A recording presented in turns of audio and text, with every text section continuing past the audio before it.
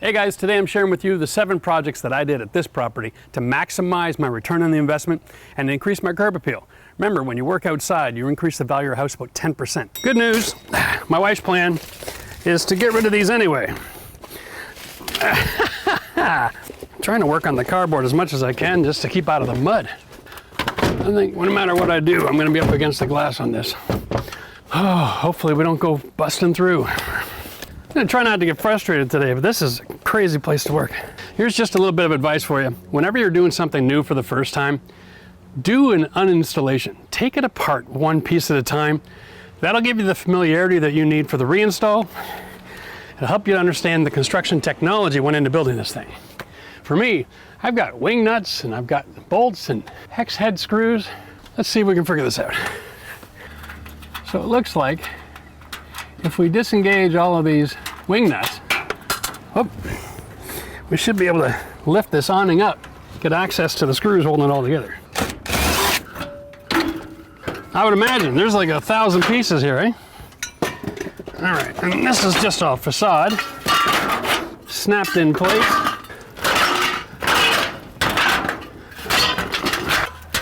Let's see if we can see what's going on. Oh, you gotta be kidding me. All right, well, we are not gonna be able to get up there with that.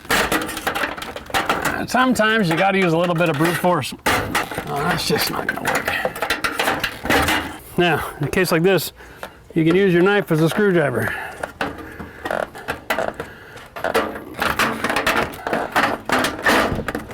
Okay, I think we're disengaged now.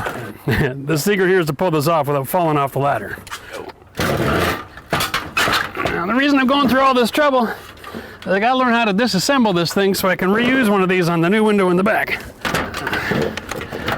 There we go. Nice and gentle-like. There we are. Whew. All right, so now you can see what we're left with here is a window that gets installed with an edge here that's screwed to the surface of the building. We also have this, what looks like a drip cap, right? Everything here works backwards. So we're installing layer over layer and then using adhesives and putty and caulking in order to keep the water out. So we're relying on chemistry instead of physics. Hopefully when we put the new windows in, we can turn that around, because if you know me, I prefer physics over chemistry any day of the week. You know, the one thing that you gotta appreciate about a 6-sided screw, no matter how rusty it is, it always comes out. That's crazy. I think there's probably about 50 screws I have to pull out here.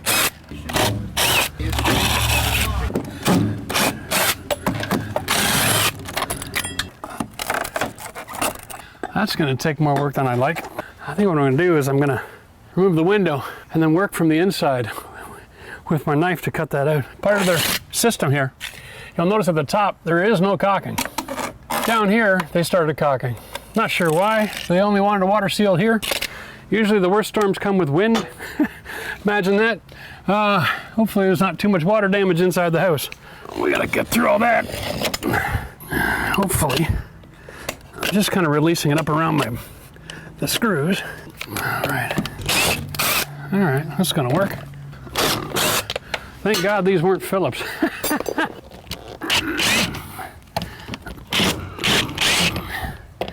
Gotta push through the goo. There we go. That screen isn't really doing anything for anybody in it. Let's get that out of here too. If this is built properly, there's no chance this will fall on my head. It should have a 2-sided putty seal all the way around that's been under compression for 40 years or more. Let's have a look. Okay. Next step, I gotta go to the inside.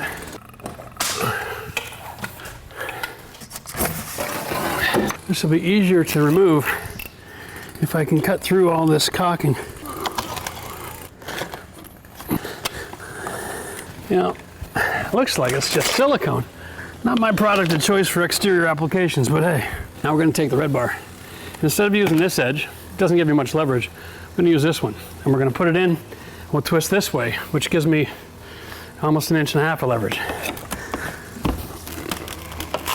Peeling that off the putty. Okay, we're gonna work that all the way around.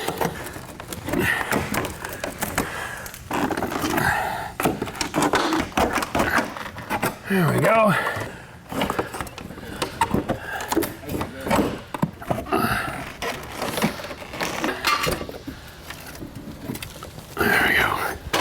And that's how you remove windows without breaking glass. It may seem fun like it is on TV, but the truth is, you start shattering your glass panes, you also have about an hour worth of cleanup for each one of these windows, and you create a very dangerous environment to work in. Here's the putty. Let's see how well that holds onto the window. Actually, not too bad. That created a pretty decent seal. You can see the wood here. There's no rot. Barely any water got in behind this at all over the last 45 years. Not a bad little system. Gotta hand it to you. I was expecting a disaster. Hopefully the rest of the windows were installed with the same integrity and we don't have any surprises. So the actual dimensions of my window for my nailing flange are 55 and 32, which is a little bit more than what we have here, which really isn't a problem as long as I can get my flange in behind this J-trim. So I'm gonna have to clean out all of that silicone. That's gonna take another minute or two. Here we go. Nice and tight up against the siding of the house. You can see this particular product here. It's an exterior board that's got a waterproof surface. They just stapled it in place. And when the staples hit, it was a good product. And then they've installed vinyl siding over top of it so that this acts as a weatherproofing layer. It's actually a vapor and a rain wear, which is really good. I don't know if all mobile homes are built the same, but so far I'm liking what I see here. You know, interestingly, Lee, I wouldn't have a clue how to identify if it was built this way without taking a window out. While we're at it, let's just take a good look at how this is built. This is the facade. This is just rain and diversion and UV protection. Here is another layer. Let's see if we can open this up. Yep, this is like a rain screen, okay? And it is finished. The different parts of the carport, actually, this is the finished material. And behind that, we have this. This is the cool part. This is a hardboard with a foil face. Now this acts as a deflection against the radiation of the sun. The whole building is wrapped in this. So you can imagine if this putty fails. And this is funny because this is a wavy corrugated product. If the putty fails and the water gets in behind that, hardboard is done, the framing is done. That's just, no wonder they had so many screws. All right, so I just want to make sure this is all nicely cleaned out so that I can get my new window nailing flange in between these two materials here. All right, which means I got lots of room. But because the facade, the siding is already in place, I've got to make sure that I got room to kind of stick it in an angle, clean, and roll it all into place here. You might be saying, Jeff, why aren't you wearing gloves? Well, I work with a sharp knife, so it's not dangerous. But if I don't feel what I'm doing, that's dangerous. Here we go. Okay. Remember, one of the goals when you're working on a budget is to try to reuse as much of the material as you can. If you just go in here like an animal, you're going to destroy your J-trim, you're going to destroy your siding, you're going to destroy your weather barrier. And this, although it looks ugly right now, when it's all reinstated, it's going to be beautiful. And this is how we can upgrade something for just the cost of some materials and get another 50 years out of it.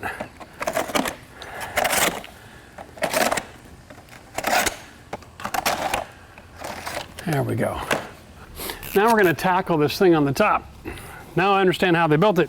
I know they just laid it into like a huge thick tube of silicone. So the easy way to fix that is to just get through the window, extend my knife, get right up into that silicone, disengage it, and then we can clean it up. Now, this is why we love our Olfa knives. Got a nice big piece of blade in here. All right. Wow, that is just, why is it so crunchy? Now, I'm not trying to save this piece, I just got to understand it. So let's get up here nice and tight, have a good look. See what I'm saying? Look at all this big ridges of silicone. That is not silicone. They changed the material up here. Buggers.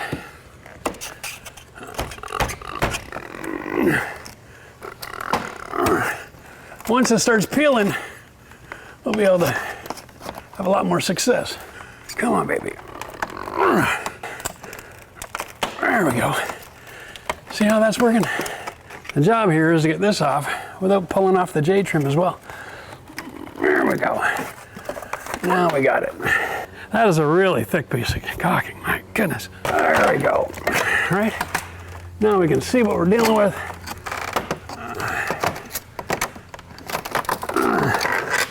There's no question who's gonna win that battle. It's about being patient and don't use too much energy, because if you slip, you slice. That's the rule, right? You slip, you slice. Okay, I just want to take my knife out now and clean this off so I have a nice fresh new surface to work with. It can last over 100 years. Now in a perfect world, my window, I would want my flange to be behind this. But because the entire house is built and I'm going backwards, I'm gonna have to follow the original design.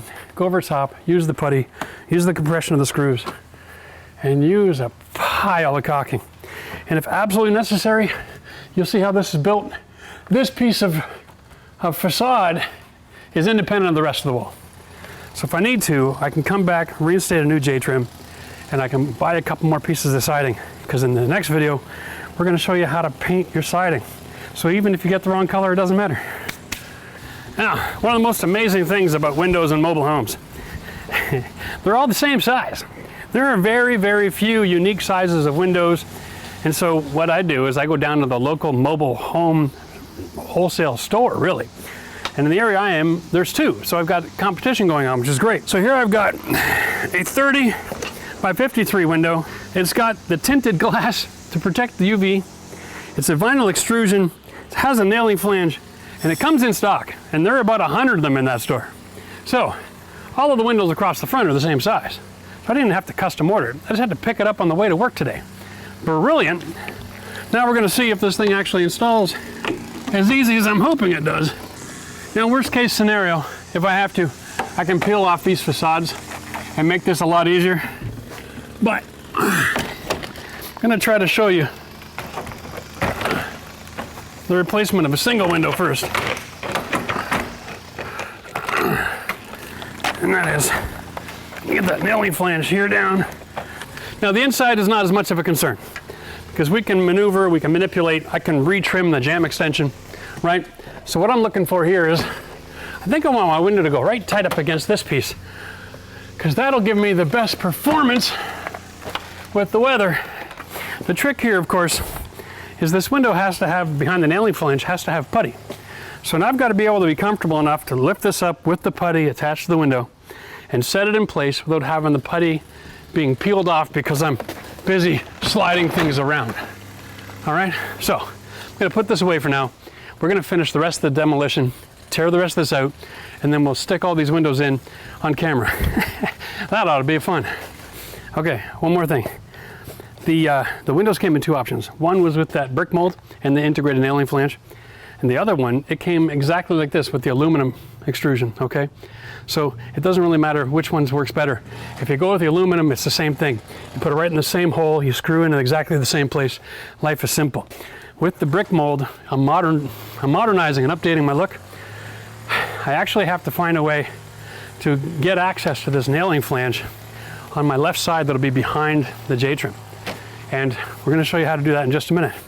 So all the tips and tricks for installation come up first. I gotta finish tearing the rest of this apart.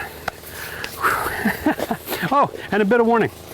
When you're doing a window job, make sure the window fits before you tear them all out.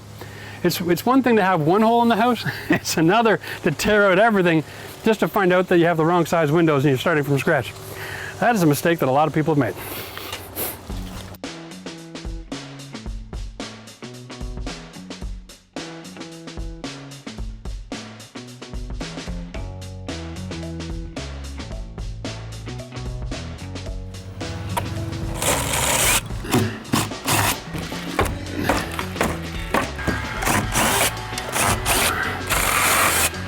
Huh.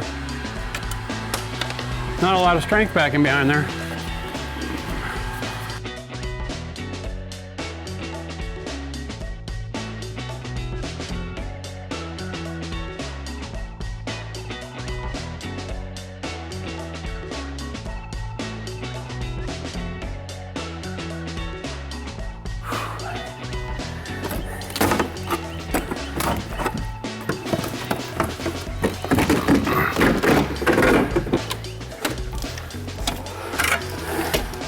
That was a lot faster.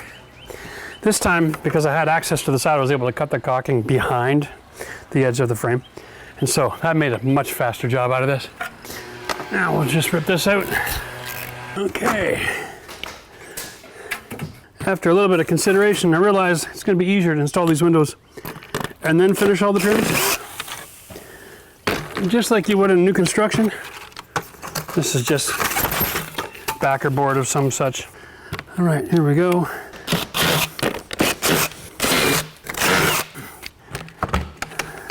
Always caulking, silicone everywhere. There's so many adhesives and silicones, and they're all installed at about 80% efficiency, which leaves you with massive problems.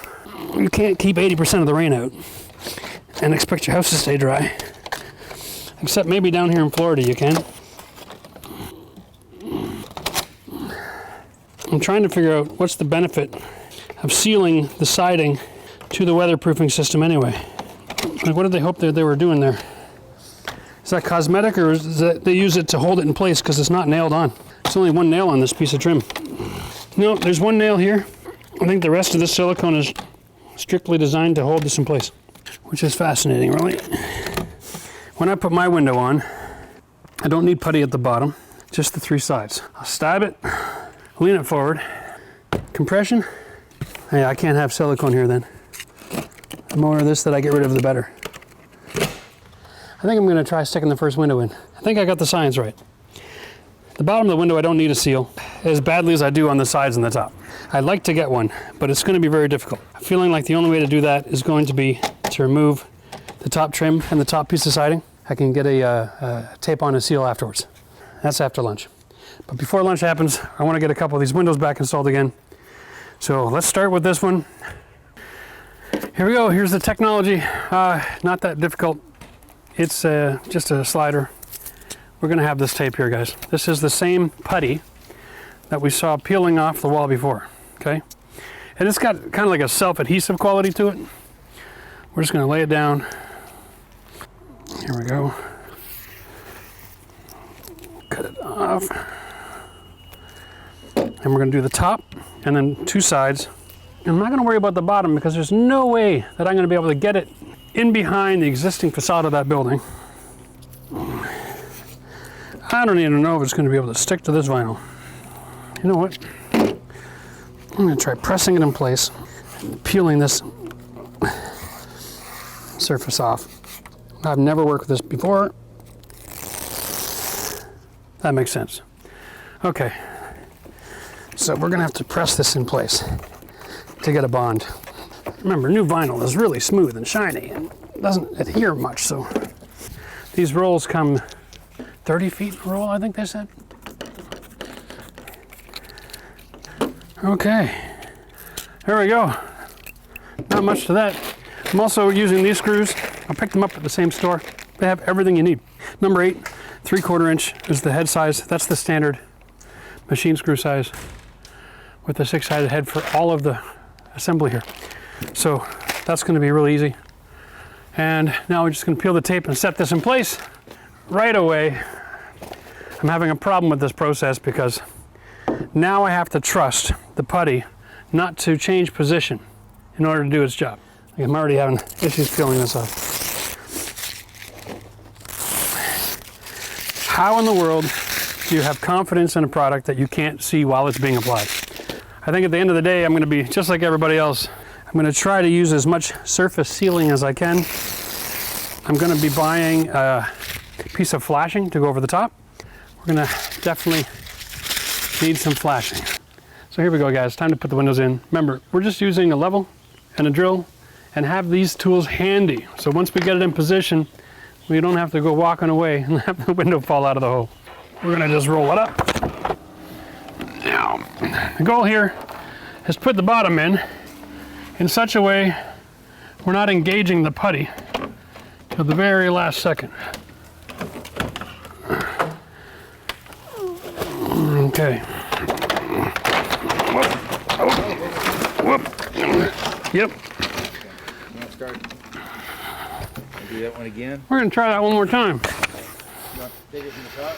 Yeah, here's what I'm going to do though. This window is off balance. I mean, it's almost too obvious that I'm out of level here, isn't it? Yeah. I've got gap here. I don't have any gap over here. Hold the bubble in front of your face. Lift this side. Come on, honey.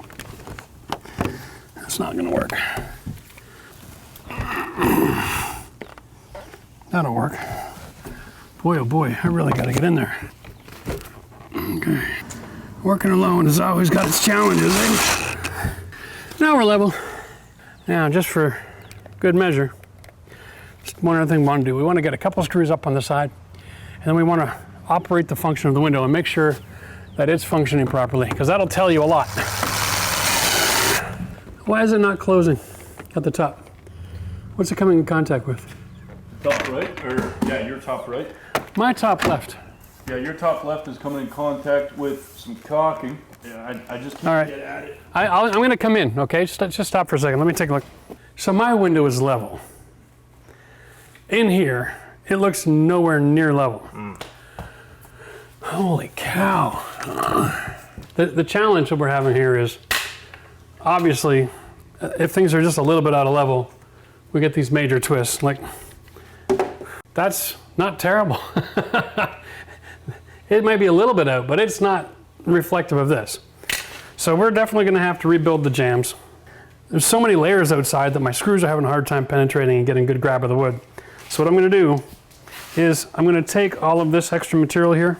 We're going to get rid of it right from the trims. Okay. We'll pry all this off, which is just sitting on nails. We'll expose the wood jamb, then we'll install the windows, and then we'll have to cap it all again. Not the end of the world. Just an extra couple steps. But that way, it gives us a lot more control. That way I can set the window in place and I can get it level properly without fussing around with the pre-existing conditions. All right, so I'm gonna go take these screws out and we'll try it again. Yep, I got it. There goes all that putty. Figures, eh? Like I said, you got no control. Okay, Matt, there's another red bar in that bin if you want to grab one. Isn't this just the way it is, though? The way it's gonna be. Look at this. Look at my nails. It's always the smallest piece of trim that has the most nails. All right, here we go. Oh, shimming. Wow. Holy cow, and there's still 1,000 nails in here. Well, you know, it's funny, but you don't want to use a big hammer in this scenario. You're gonna have to swing it about 100 times the window. Good luck with having any arm left at the end of the day. All right, here we go. Yeah, the window still is way off. That's just not gonna help at all. Here's what I'm thinking, Matt. Let's adapt a little bit of a shimming technology here in the corners, okay? We'll try that window again. I'm starting to hate putty pads.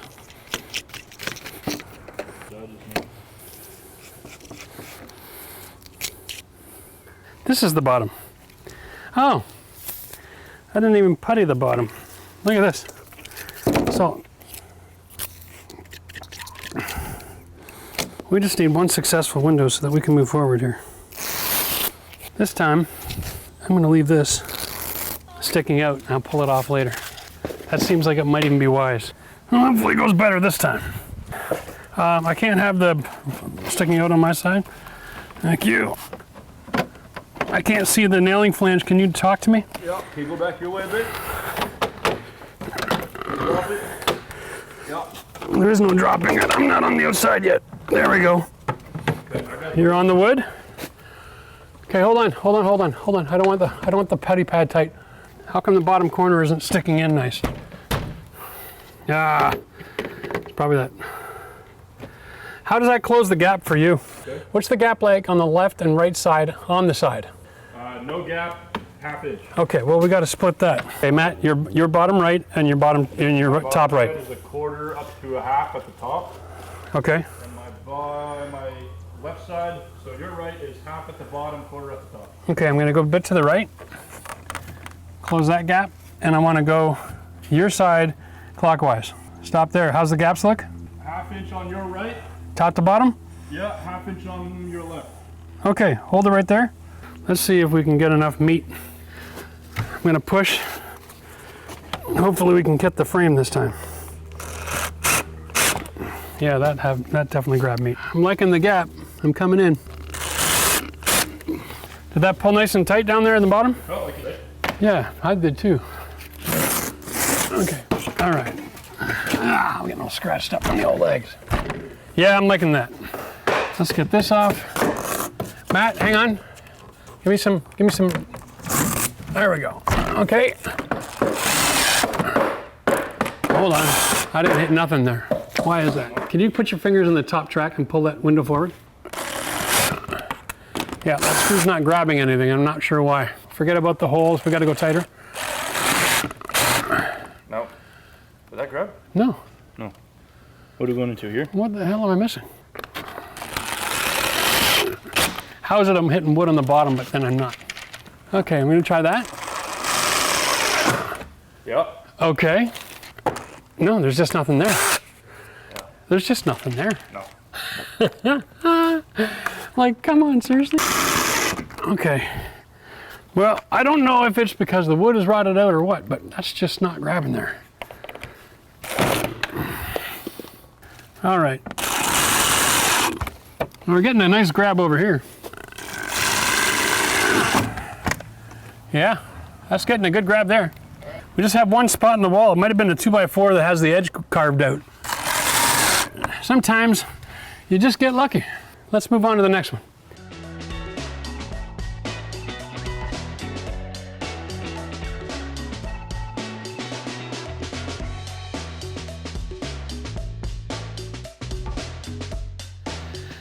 All right, dry fit.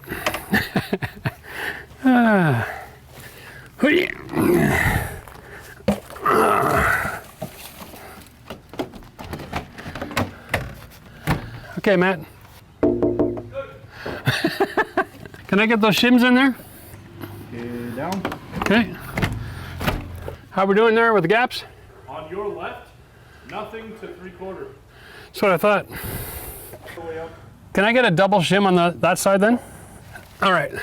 How is that for you? Okay, 1/2 all the way up on the right. Nothing to 1/2 on the left. Don't worry about that. Can you hold that window for me? I want to step back and have a peek. Wow. How about the gap at the top?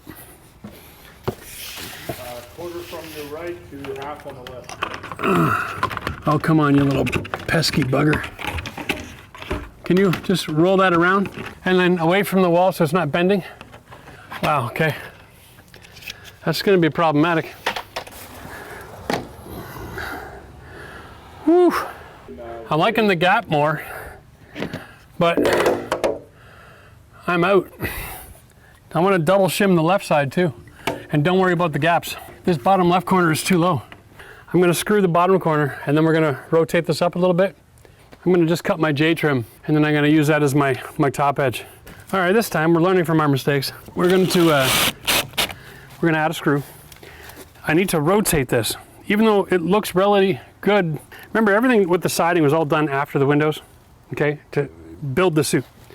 But since I want to make things level, in order to do that, we discovered that we double shim this side, one shim over here. It's still not perfect. So in order to get it perfect, we have to rotate clockwise. So we're going to do that. Let's rotate it a little bit. That's good. Try the window, see if it operates. Smooth? Like a glove. Well, that's our process then. Cool. I'm going to take this off and then we can buddy pad this sucker. Like a glove, he says, eh? Now again, I can't see my flange. Guide me into the hole. Yep. Okay, drop her down there. No, I'm not. Hang on, dude. I can't even really see it. Okay. There you go. On the shims? On the shims, yep. How's the gap? Money hop to your left. Oh. Okay. Can't do that to me. Oh no. Okay. Okay. I'm liking what I'm seeing out here. Okay, Matt, next window.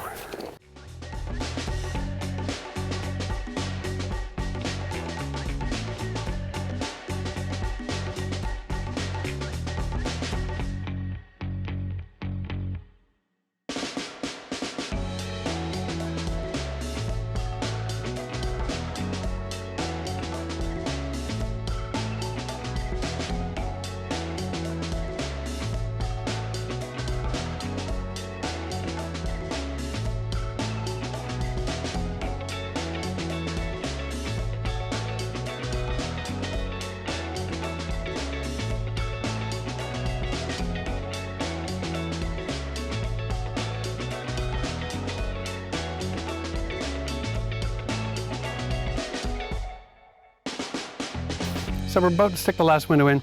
What we've come to learn is this: as long as we have open access on 3 sides, we can put the putty pad first. We can drop in the bottom, we can close it with good compression and have some control over that waterproofing. But in this situation, up against a finish wall behind the siding on 2 sides, I don't have the ability to maintain good quality control, I guess is the best way to say it, for the putty pad, for the side, because it's buried and we're shifting and we're rotating and it's just a bit of a mess. So, unfortunately, what we have to do is we do have to open up the siding and fix it all. 2 reasons. One is cosmetic. You're going to see once we put this window in, like the other one, it went from nice and tight to about 3/4 of an inch gap. That's unacceptable. The verticals have to line up. The trim above the box, above this window, it stopped in the wrong spot. Like on the other side, my window would finish here, and I just have this huge gap. And we're not going through all this trouble to make it look pretty. I mean, the point here is curb appeal, right? So we're going to get the window in, get closed, get weatherproof tonight, and then tomorrow we are going to go through the arduous task of taking off all the siding and the J trims, reinstating them, adding flashing above the windows. We'll do the flashing right now, actually. And then we're going to go and source out some tape, some flashing tape, so that we can seal these windows up, old-fashioned like. Typical, whenever you're doing something you've never done before in a different part of the world with different building materials, you got to learn the rules of the system that's being engaged. And right now, this is a different kind of window installation than anything I've ever seen in my life. I come from a 4-season climate up north. Now I'm in the south, and so big surprise. I'm learning as I go. But that's fine. It's okay to learn as you go, but remember, just uninstall, realize, understand the system, think about the physics, think about the chemistry and the science, think about what's the intent of all the different components, know what they're doing, so that when you're putting it back, you don't just say, well, that's not going to work, we won't use it. You have to replace a system with a new system, right? You have some integrity, and then if things are going to look like garbage, you got to fix that too. So it's not always easy to replace something if it's been poorly installed. And so what we found today is we're not just popping in windows, we're rebuilding the whole facade of the front of the house. And that's okay, it's whatever it takes, because at the end of the day, when you do it yourself, you're always making money. So the more work that this requires of me, the better it's gonna look, the more money I make. And I don't really care, because I like making money. Cheers. Just standing here looking at the window, and this is the first one we did. You could tell it wasn't level. That's why for the second window we started shimming the windows, because we knew we were going to have to lift this corner. Okay, so now we're back here to fix this one. All right, Matt, you got some shims on you? I can grab them now. Wow, this one is much closer. I'm going to shorten up the top panel and then just readjust the J trim to close the gap. Sure. And then I think the siding will still be long enough. That'll be good. The good news is, like I said earlier in the video, we are painting this entire house, so if we have to do a bit of patchwork quilt with the siding, that's not going to hurt anybody. Oh, I got wood there, that's nice. And not my friends. Yes, I'm deathly allergic. Okay. To the point where I have an EpiPen in the truck. Hey. Okay. That is my cross to bear. And for the record, I usually do work like this in October in Canada, where it's like 0 degrees and they aren't flying around. That's enough. Now, because of the lack of putty, we have to replace that waterproofing system, okay, with an exterior flashing tape. All right, so now that the building is closed up, I'm going to clean up. Once I get my flashing across the top, I'm going to show you that right now. Then I'm going to go shopping. All right, so here we go. Flashing 101. There's like 5 of them here. Oh, ibis. What are they called? If they have a curved bill, they're ibis. If they have a straight bill, they're cattle eagle. They're a little curled, yeah. Yeah, those are ibis. Okay, here we go. So here's my piece of flashing. The goal here was to find something at the store that I could use as flashing. The idea is to start above the window and then sit inside this U-channel of the window on the top, okay? That will direct water past this flange that could leak, all right? And I'm going to put the putty seal on the back of this, all right? And then use flashing tape as well, just for good measure. But because this is a heavy gauge metal, I think it's more like designed for eavesdrops. I'm just gonna pre-drill 3 locations for screws with a 1/8 drill bit. Oop. There we go. Now we're gonna take the putty. Why not? I already bought it. It doesn't seem like it can hurt to have it. Okay.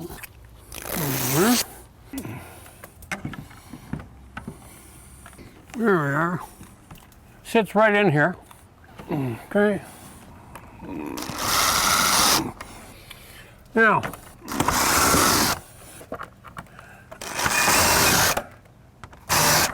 obviously for this putty to work effectively, it needs more positive contact, and because this panel above is wavy, that's why I'm thinking of going with the flashing tape instead of trusting caulking. I really do like the physics that the tape provides you with the deflection, and I don't have to fill it up with caulking and trust that I have 100% sealant. A 10% of a gap up there means a lot of water in heavy rain.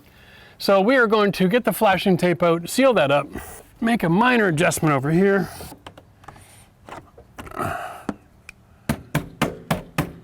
There we go. So that's really it. We're going to put this across. It's going to be buried. It's going to be hidden, so no one will ever see it. But I'll feel better knowing that it's up there. At least I'm moving any of the water that's going to come from behind this siding in and around the window and over top of the waterproofing beneath the siding. That's the idea. Always consider that. A, what's the water look like when it's just falling? A little bit of wind.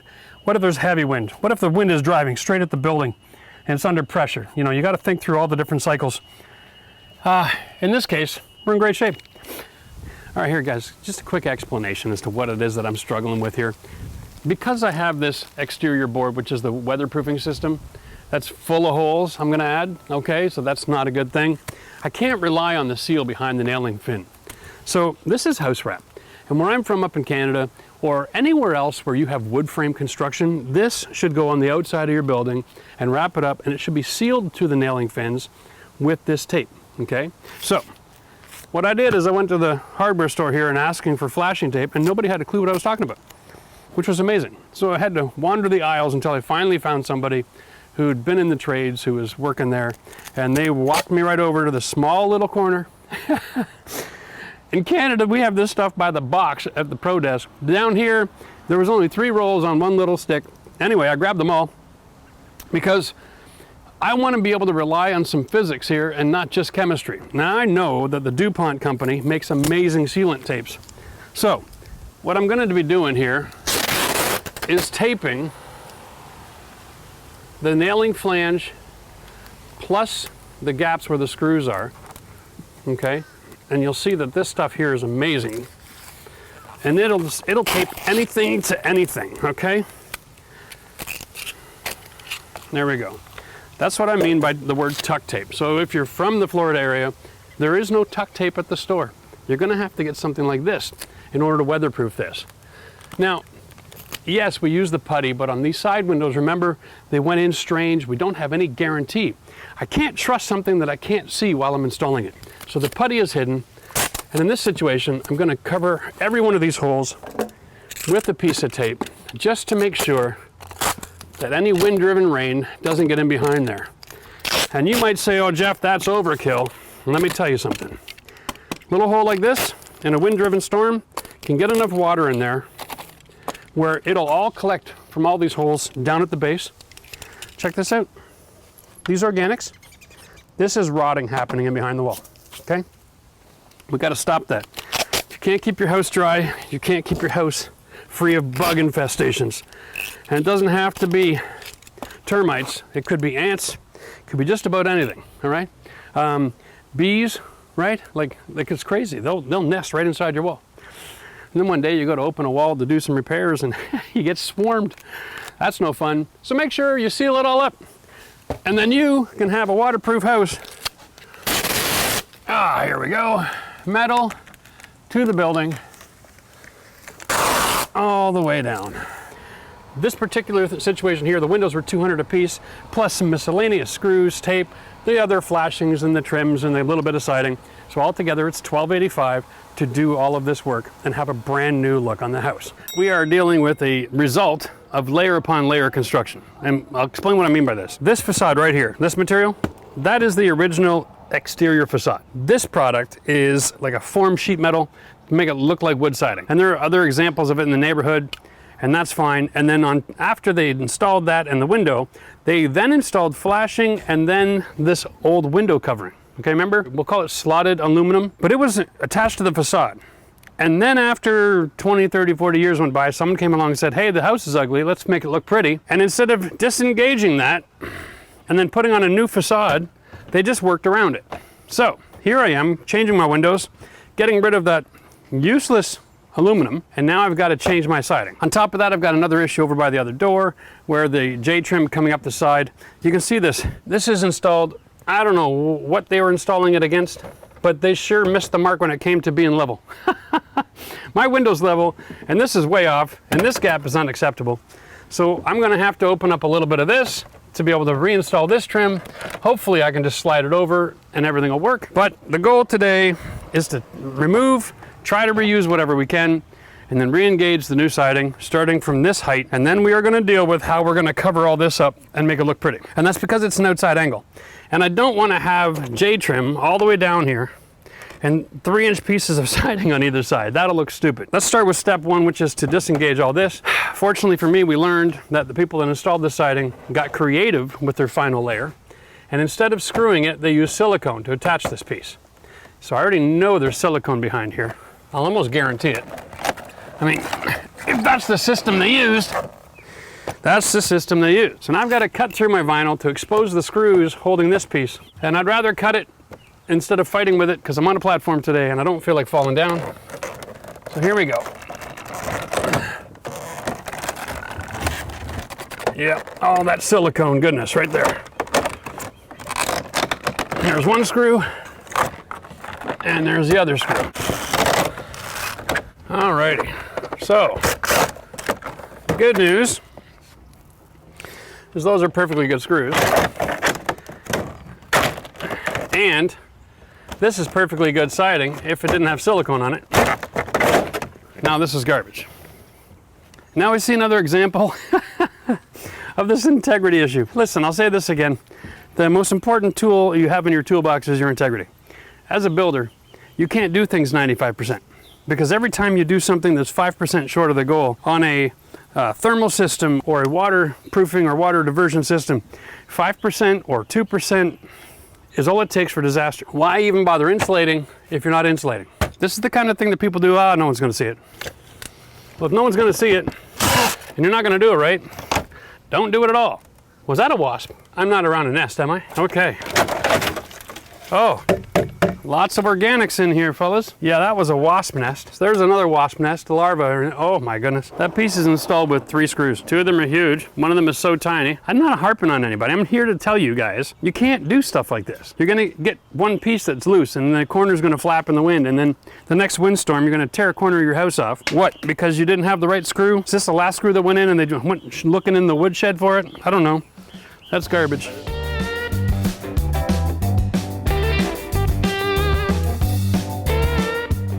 Let's move along here to this one. Again, we're gonna have all silicone.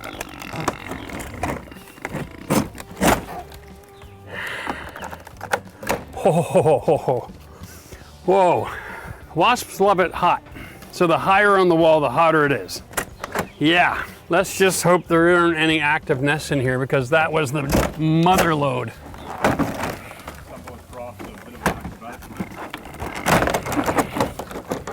There won't be anything acrobatic about me today. I'm either gonna get stung or I'm not. Hope we don't run into these guys.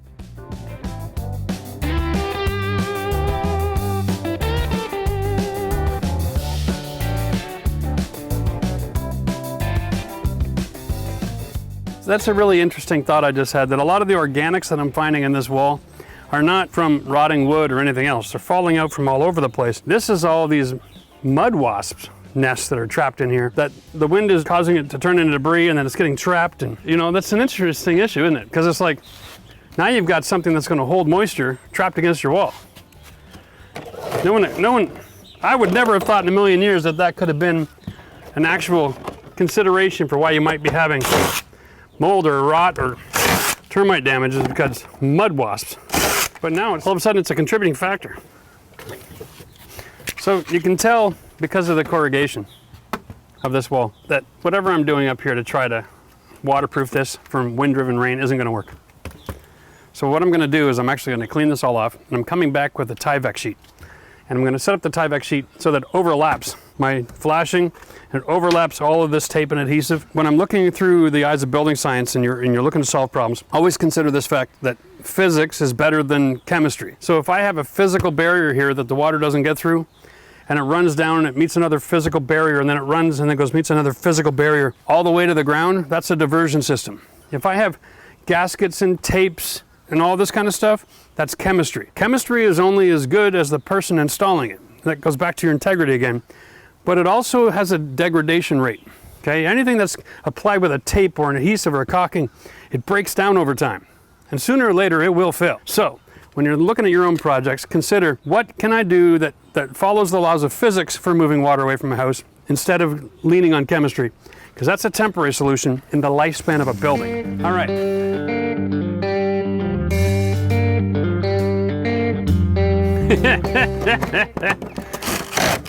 We have unable to understand what they were trying to do here. That insulation has an R value of like 0.5. But as a thermal barrier, it's only good if it's the entire surface of the wall. So in actuality, it has no value at all. All they were doing here is just punching holes in the wall for no reason.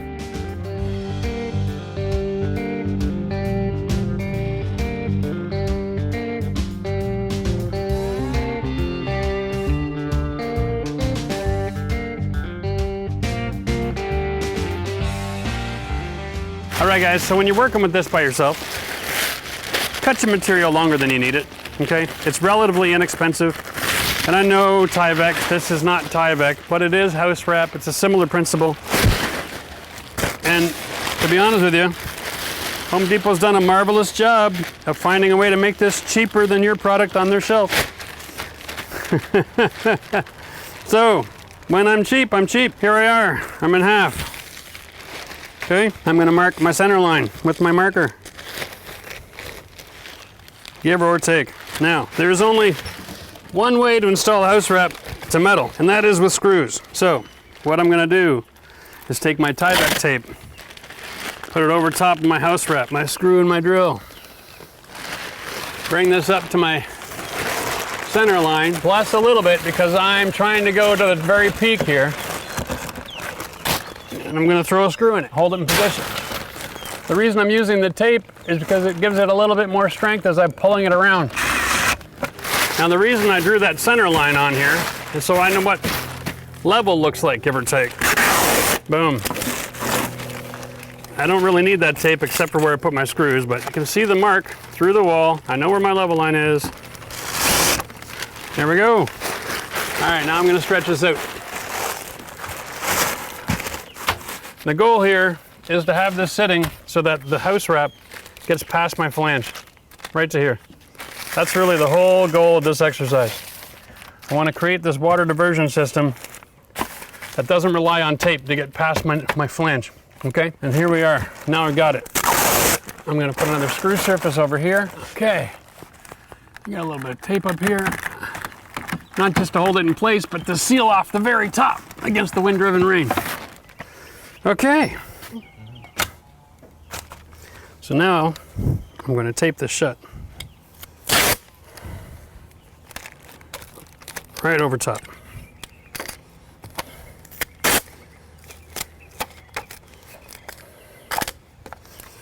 Now we're going to take a second and just follow the path of water. Wind drives it underneath behind the siding. It'll fall down, it'll hit this ledge, and this ledge sits on a vinyl extrusion, so there's no way into the house. So it has to go left or right. When it comes left, it'll come around this corner, follow the vinyl extrusion all the way to the ground, and anything that comes down the middle is now clear to hit the original siding and follows all the way to the ground. So now we got a system that's going to not fail, because this tape here, water would have fallen and got right in behind that tape. There's just no way to make that seal because it's so dirty and there's caulking and there's all kinds of issues. So we're avoiding all these potential issues by creating a brand new physical barrier, physics, for a water diversion system. Make sense? Cheers. Thank God for the scaffolding. Saved me a lot of money. So because I'm down here working in Florida, I don't have my own scaffolding around. So I had to take a look at rental options. And there was a local company that was offering me $360 for the month. I don't need a month for this, but that was their minimum charge because it's commercial. 400 delivery, 400 for pickup. All of a sudden, it was over $1,000 after tax for me to have a platform to stand on and do this job. So the other alternative was go to Home Depot, pick up one of these rigs, 250, 260 bucks or something. The challenge is that I don't have 3 stages set up, so I have to work one small section at a time. But I will endure the frustration instead of the hit to the wallet and work in one section at a time if I have to. It's maddening, and it takes a little bit extra effort. But if you take a look at the difference in the cost, I'm saving 800 bucks. So if it takes me an extra couple of hours to get the project done, I'm making $400 an hour today. And that's not a bad problem to have. All right, that's as much as I can get from here. The only other thing I want to do is while I'm here, I'm going to trim the excess of this house wrap so that wow, yeah, it is not Tyvek, I'll tell you that right now. Tyvek is a lot easier to work with and cuts a lot smoother. So nice try, Home Depot, but I don't think I'm buying that ever again.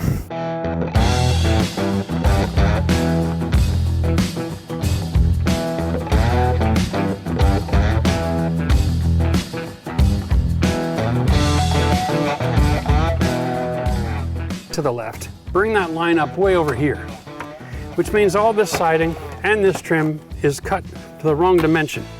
Because when that line comes up here, that's where I've got to stop. Unbelievable. I mean, they had the top part, right? And then someone didn't measure and install the trim with a level. So, as it turns out, I've got a lot of extra work to do here. Wow.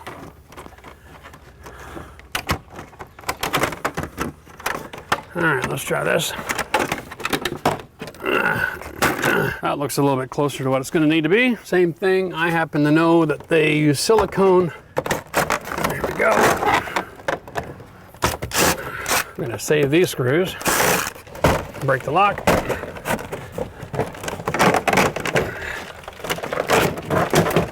Oh, that's all silicone too? Seriously, guys? So the trim up and around the door is fine. This piece is garbage. It's not long enough. Oh yeah.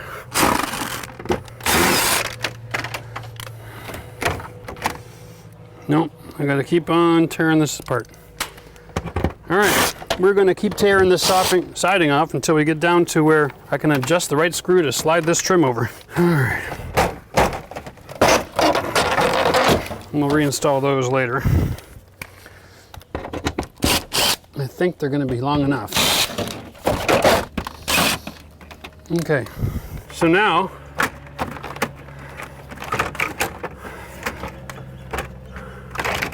that's close. That is close. I'm just going to adjust this a little bit more. I'm still a little bit out of line here.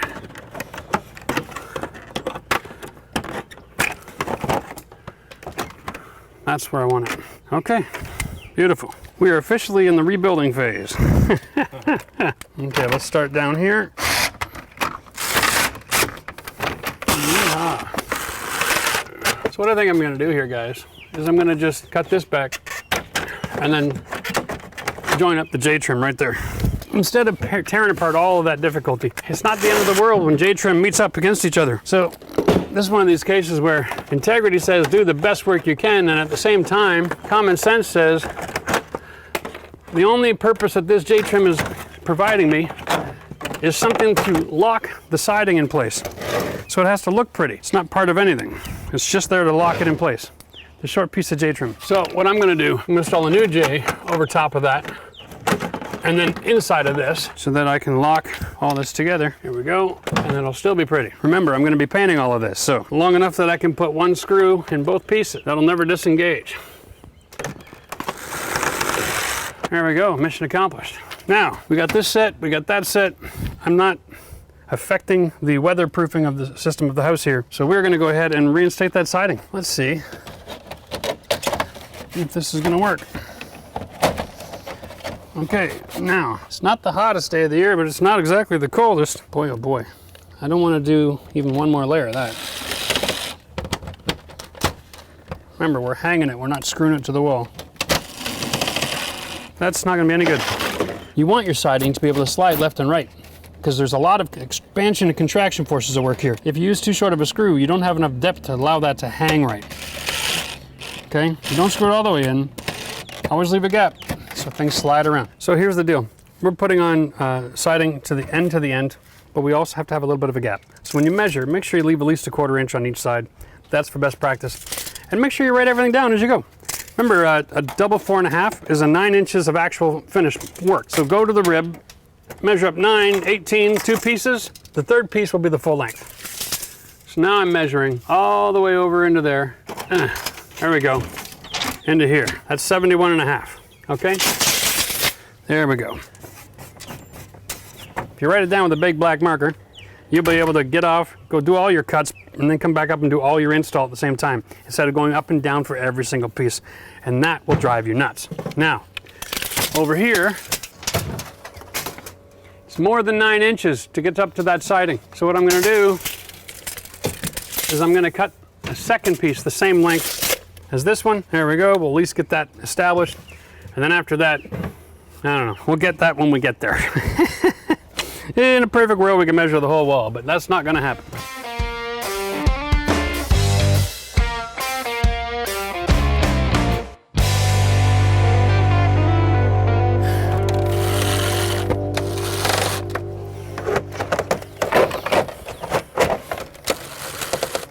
All right guys, so in order to install the siding on this panel, and we're gonna treat everything like one box at a time. So I'm gonna have a J-trim coming down here, across and up.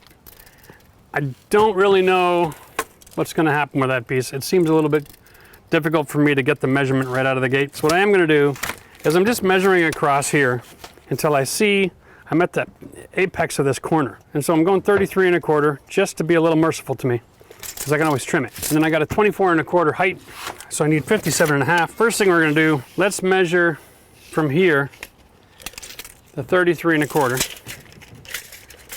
Whoa, there we go. This stuff is a little on the flimsy side. I picked it up from the Home Depot to try to keep my costs down, because I just needed a couple pieces. Turns out this isn't even standard size J-trim. It's a little on the skinny side. I had no idea that the world would get to that point where we had to make a 1 inch J-trim 3/4 inch just to save on material costs. All right, here we go.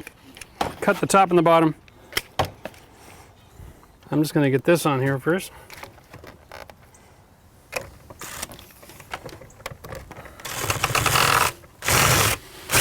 I'll just take that. I'll start with my side, and I'm gonna have to come down and move my ladder. Okay, here we go, guys.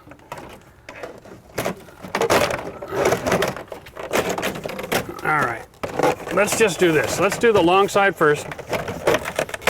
We'll get this locked in. I got a little bit of movement back and forth, and because when you're working alone and you've got to force this stuff around, what we're gonna do is I'm gonna just take a long screw, set it in the corner, and hang it So it wiggles, but it won't pop off my lock, okay? Let's get around the other side and fix it up. All right, so here's a great teaching moment, guys. I've got it locked over here, one screw, but I can still, a lot of adjustment here, right? Now we measured this pretty exactly, and the reason for that is when you never really know when you're working with this stuff, especially as a DIYer. What's first, the chicken or the egg? What do I cut? What do I make wide? What do I make short? How do I fit it in? All these types of questions. So take a look at the consideration. This can all fold. I can get behind this trim, right? So that's not a problem, but how do I get behind this trim and this trim? Well, I can get behind this trim if I fold it this way, but then I can't get behind that trim, right? You see? So here's the conundrum. So let's just work with this. This trim will move a little bit. This one will move a little bit, okay? So what I'm gonna suggest is, let's try going this way, but because it's cut so exact, I'm gonna buy myself a little extra space here, okay?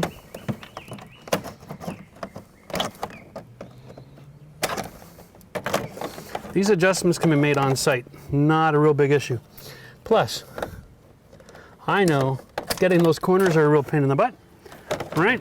This doesn't have to be there because it's gonna be covered by the next piece.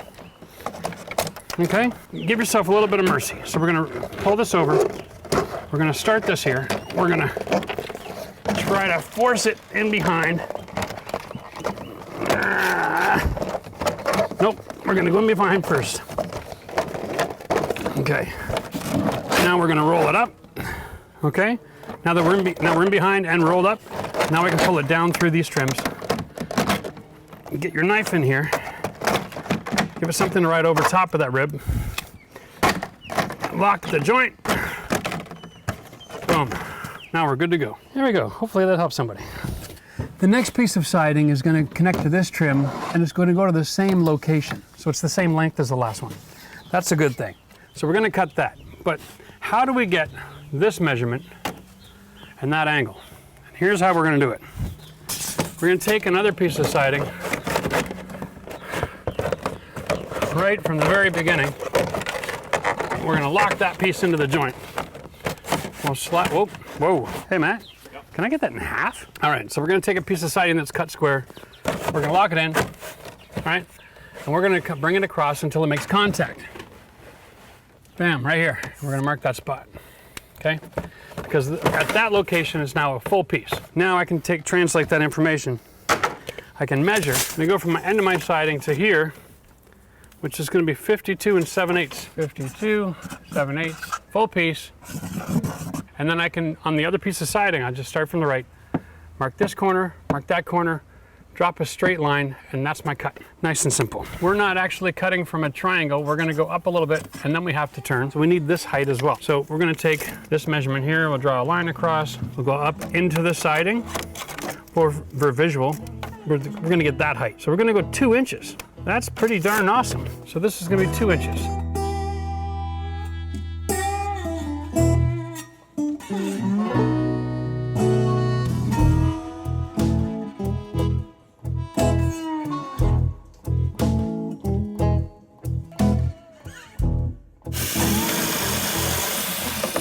That's the proper way to lock it together, not using silicone. But this isn't a big space, is it?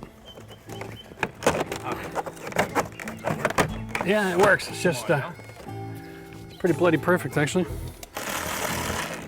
All right, well, there we go. We're done panel number 1 of 5. Then now it's just a matter of redoing the same thing over and over again, instilling some integrity in our system to make sure that no matter what kind of storms hit southern Florida, this sucker is gonna never move around.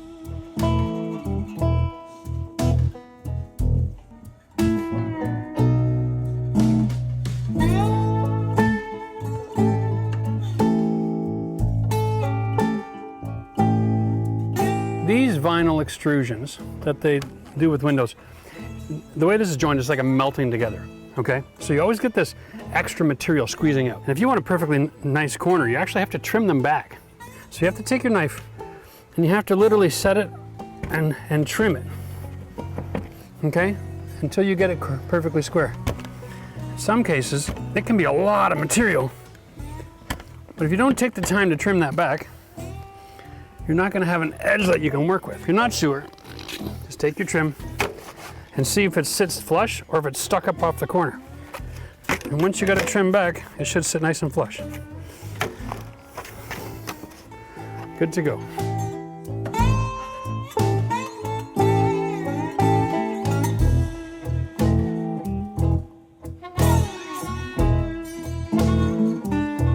And because I'm dealing with outside corners, outside corner on the back versus the front are two different things. So what I'm gonna do is I'm gonna cut back my material here and throw a 45 on it on the back side. This way, I can guarantee that I'm going to make positive contact on the front as well as the back, and then the vertical pieces that I'm gonna add later are set in the right position. Even though it's 8 or 9 feet away, I'm very comfortable with that.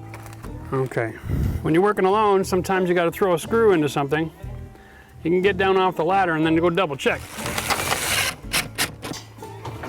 Exactly what I gotta do here. Let's go take a peek. Oh yeah. We are solid gold.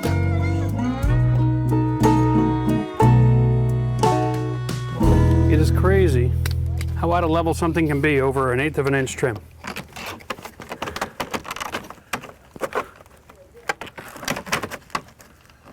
Okay, so in order to keep this in the right position, I'm going to cut the back of this.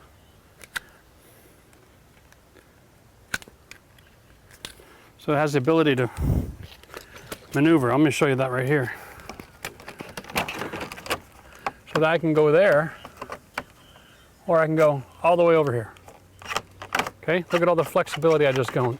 Now, I can just attach everything here at the right height. Yeah. I think what I'm going to do is go over top of here. There we go. I'm going to like that look better because the next piece can also go over top, and then it'll close all that gap up really good. So I'm just using my square on my material to draw a straight line so that I have an idea what level is. Knowing that I've installed my windows gives me the ability to cheat like this and not have to use a level on the site ever again. Alrighty, now we're in business. Food's on the way. Yeah, that's what I want to hear. Now we got a couple of different things we can look at here. We want to have the depth right, leave a little bit of gap. And now I'm going to adjust my height here to keep that straight line. This eliminates me having to wonder if I'm level, and now I can be confident that I'm level. So many things going wrong here. All right.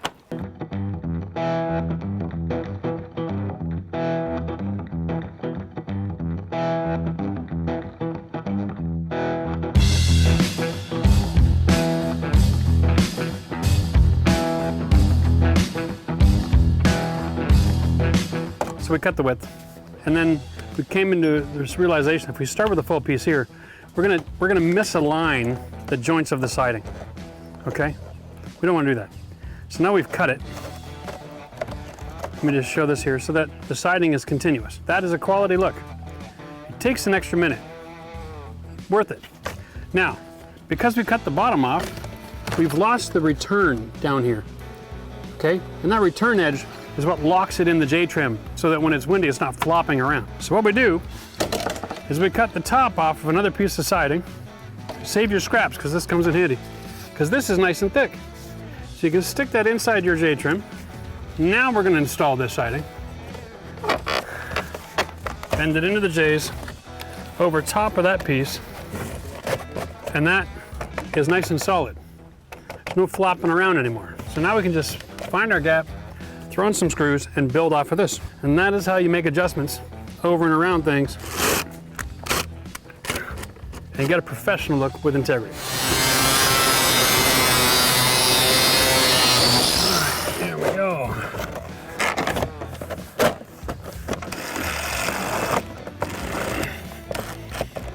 So here I am, I've got my trim established further than I need, right? So I'm just gonna set it on top, draw that line, cut it, and then we will be underway.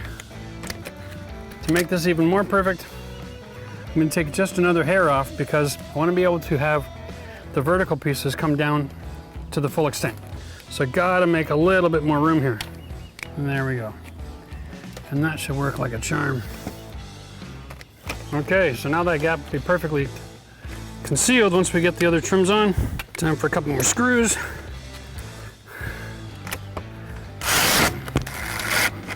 First thing I'm doing is getting this installed. And tape this thing where it belongs. All right, let's get my height, width.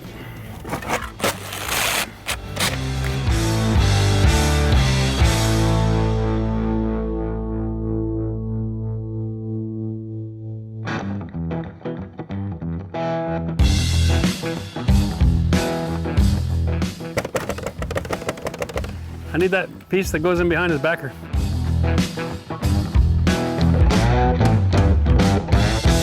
There we go. We got a perfect match, ladies and gentlemen. Love it when a plan comes together.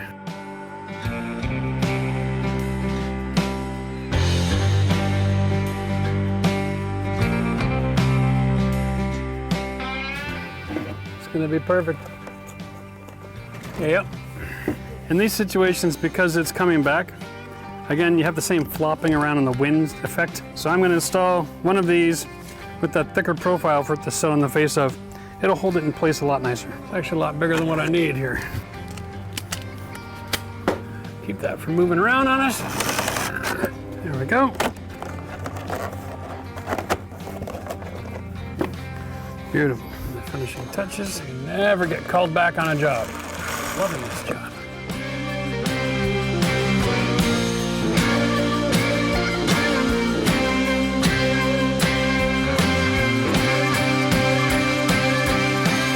Cut me 3 feet of the rib off one side and 3 feet off the other side, because that piece is probably going to be cut in here. And then that'll give me enough rib to put this in. Hey, we got this wrong. Did you cut the length of this yet? Or just the bottom? Pretty sure I cut the length. Okay. Or you just take it off the ground and... No, I cut the length. I feel like we're about 2 inches too long. I love it. Yeah. Let's see.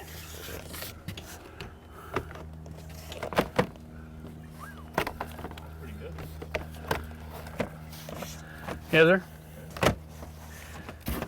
We just need those pieces for the top now. Now, the key here, again, is to line up these outside corners. So we're gonna put a little bit of pressure on this one and fold it in. Okay, look at that. Woohoo! So 111 1/4, Maddie.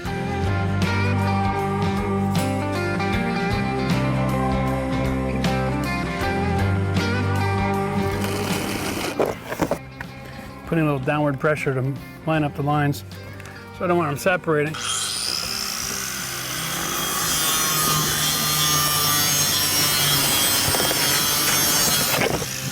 That's better. What's crazy is the substrate behind this is not even as well attached as I would like it to be either. It's bouncing all over the place. Need to get just a little bit of room for this. Funny how this is the center of the building. The center of the window isn't the center of the building. It's just so kind of messed up. Here we go. All right.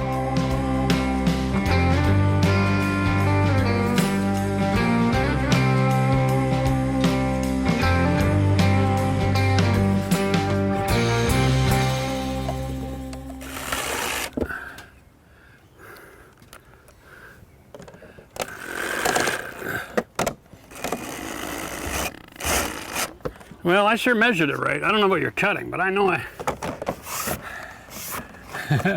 that's looking pretty damn spectacular if you ask me.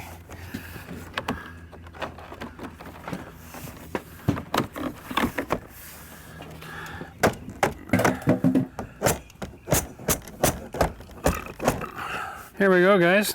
Now the siding is done. We're securing it. Next up is to deal with this. Ay, ay, ay, ay, ay.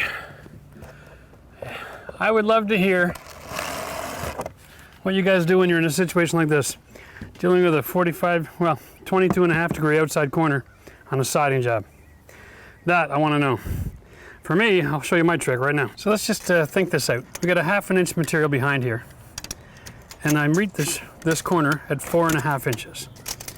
Now, one thing we know is that the double Dutch or double lap 4.5 is actually 4.5 from rib to rib. So if I was to take a piece of siding and put it vertical, I would go from the edge to this point would be one piece. And then all I gotta do is measure from here to behind the backside to know where to grind the backside off of. Now, 3 to be aggressive. 2 3/4 looks pretty much perfect. So I think we're gonna give that a try.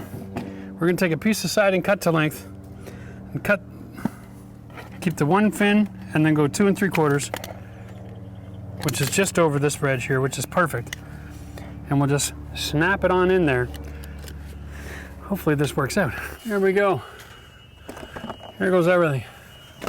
Let's see if we can snap this bad boy in. Make it look somewhat normal. There we go.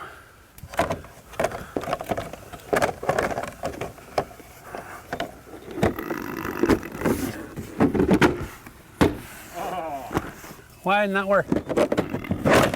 I don't care if it takes all bloody day to get this in here. There we go.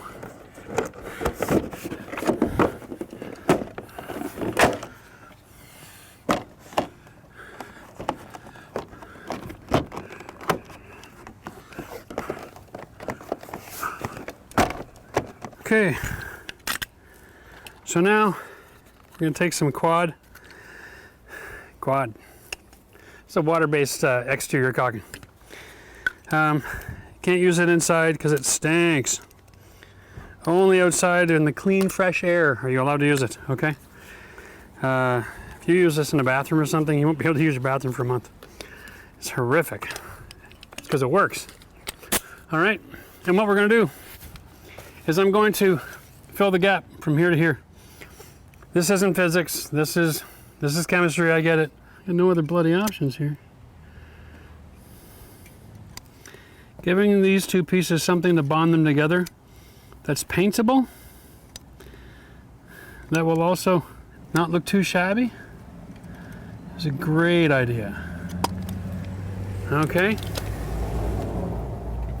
Thing about quad, don't stick your finger in it like caulking. Resist the temptation, all right? Apply it, walk away.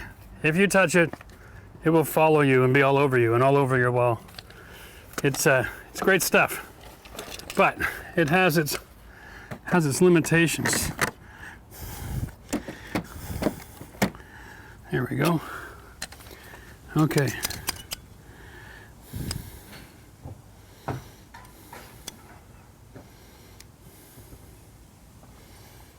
There we go. We're going to fill that gap and create a nice little water diversion system.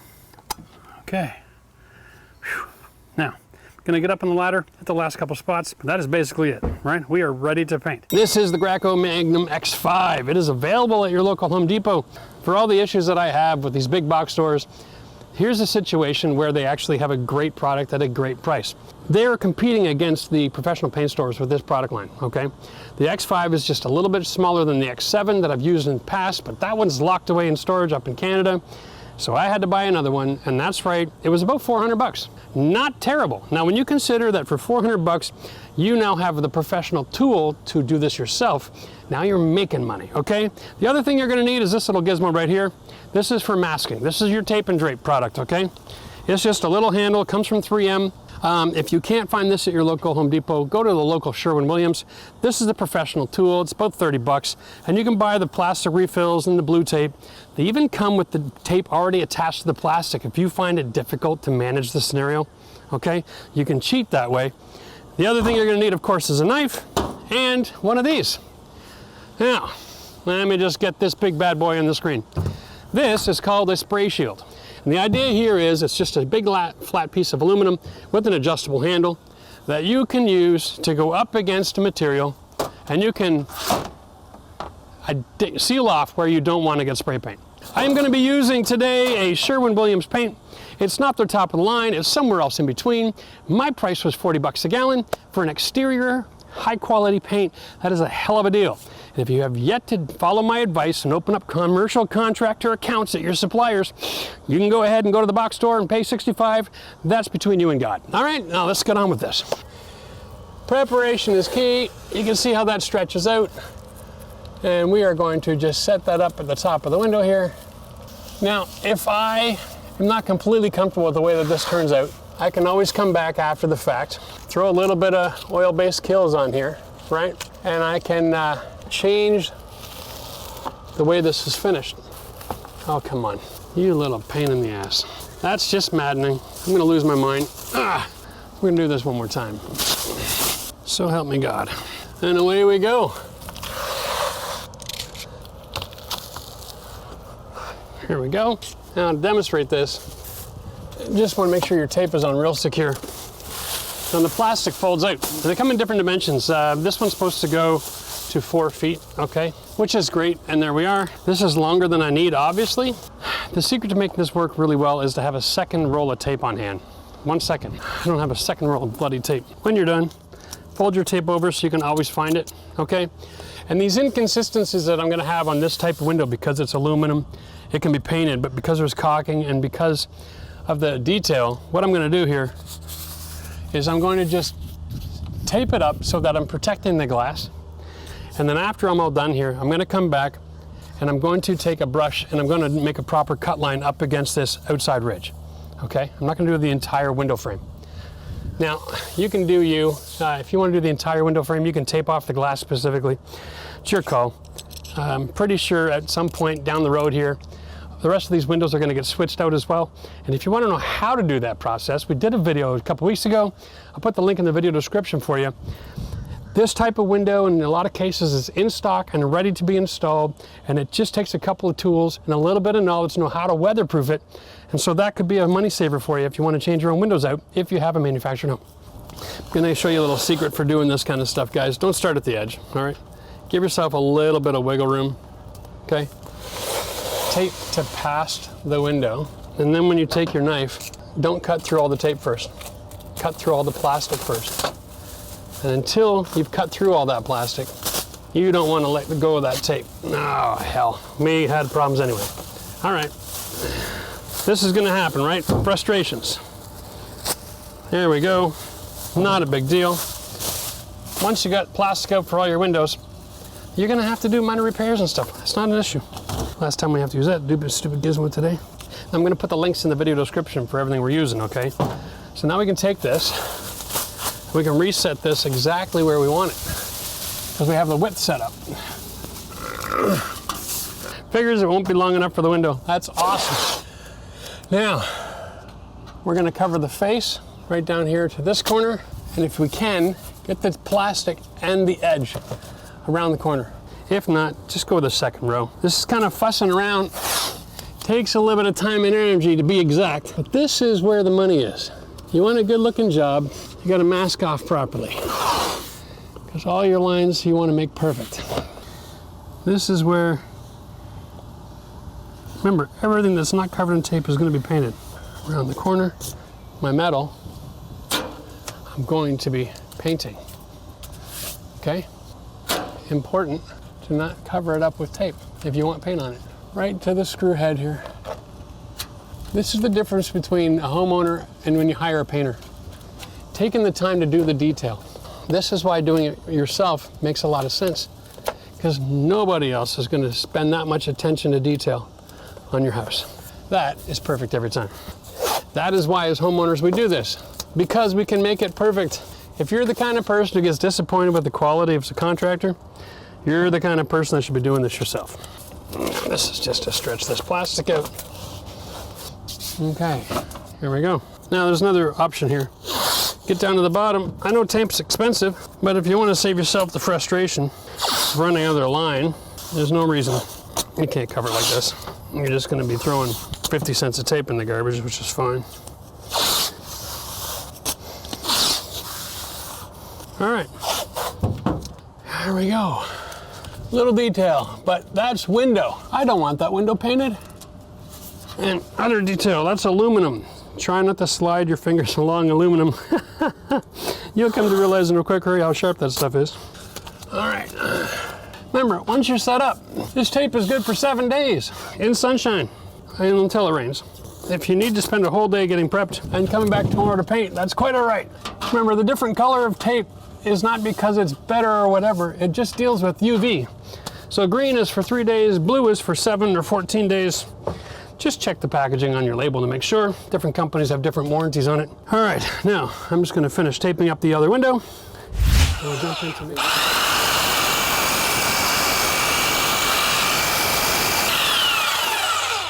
All right, guys, we're back here getting ready. We're prepping for painting all of our siding. Hedges that are close to the house. Now check out my gap here. There's something you need to know.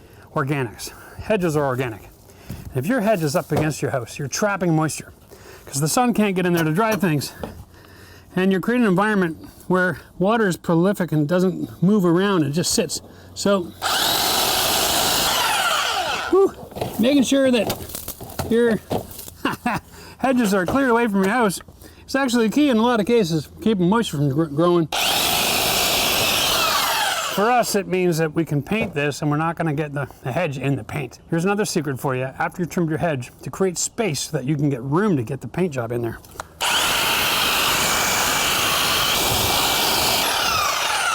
Well, the bush needed a good trim anyway, didn't it? Show me a bush that doesn't need a good trim. All right, you're gonna think I'm crazy, but this trick for painting requires an extra person. Not a lot of cases, this is a one-person job, right? But if you find yourself, you got lots of hedges close to your house, take your paint tarp. And this is not designed to cover the hedge so you don't get paint on it. This is a secret that you can use to create clearance. Pull the tarp all the way down to the bottom on the back side here. There we go. Now grab a hold of the middle of the side. Ready? And this is best if you have a neighbor who can give you a hand, all right? Or a dog who really likes to grab a hold of things and give a good twist. But I'm gonna get my camera guy to take a look at the back side while I pull this and show you how much space we're gonna gather. Ready? Heave. No, I'm not down low enough, am I? Okay, here we go. Now I got it. I don't know. All right, ready? Does that open up? Now while you're holding that, somebody else can come by and paint. Gives you two things. Protects your hedge from the painting. It pulls the hedge open so you can get a paint gun in here. Let's get the pressure washer kicked in, get this all washed, and then today we're gonna wash. Tomorrow we're gonna paint. It's always best to let it dry overnight. You'd be surprised how much water you're gonna push up and behind the siding. Try painting too early, you're gonna make a mess. All right, guys, when you're setting up a sprayer the first time, it's relatively simple. This just has to be threaded off. It's just a cap to protect it. And you can save this for storage, and then no threading, no nothing, okay? This is a flared finish. It just goes on there like that. Finger tight isn't enough. Throw a wrench on there. Well, throw a wrench on there and give it a quarter turn. If you over tighten, you're gonna split this nut right down the middle, okay? I know it looks like steel, but it's probably a brass alloy, so be gentle, okay? Keep this to the lowest setting, okay? This is where it says is a start, okay? And then this is if you're using the roller.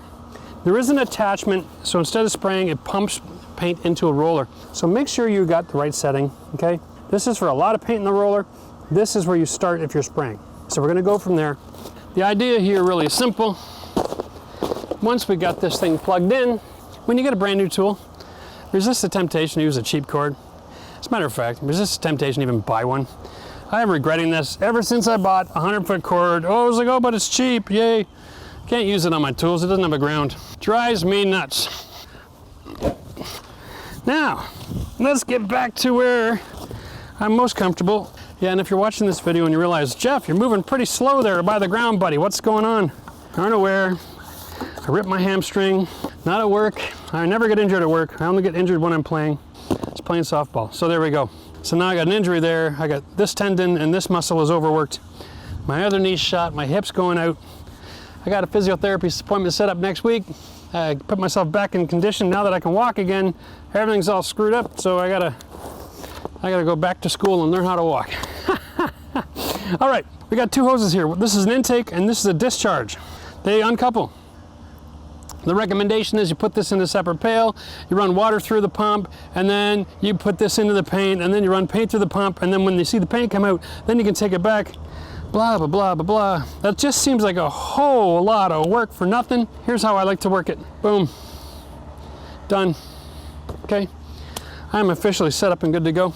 We have a power button over here. We got a little button.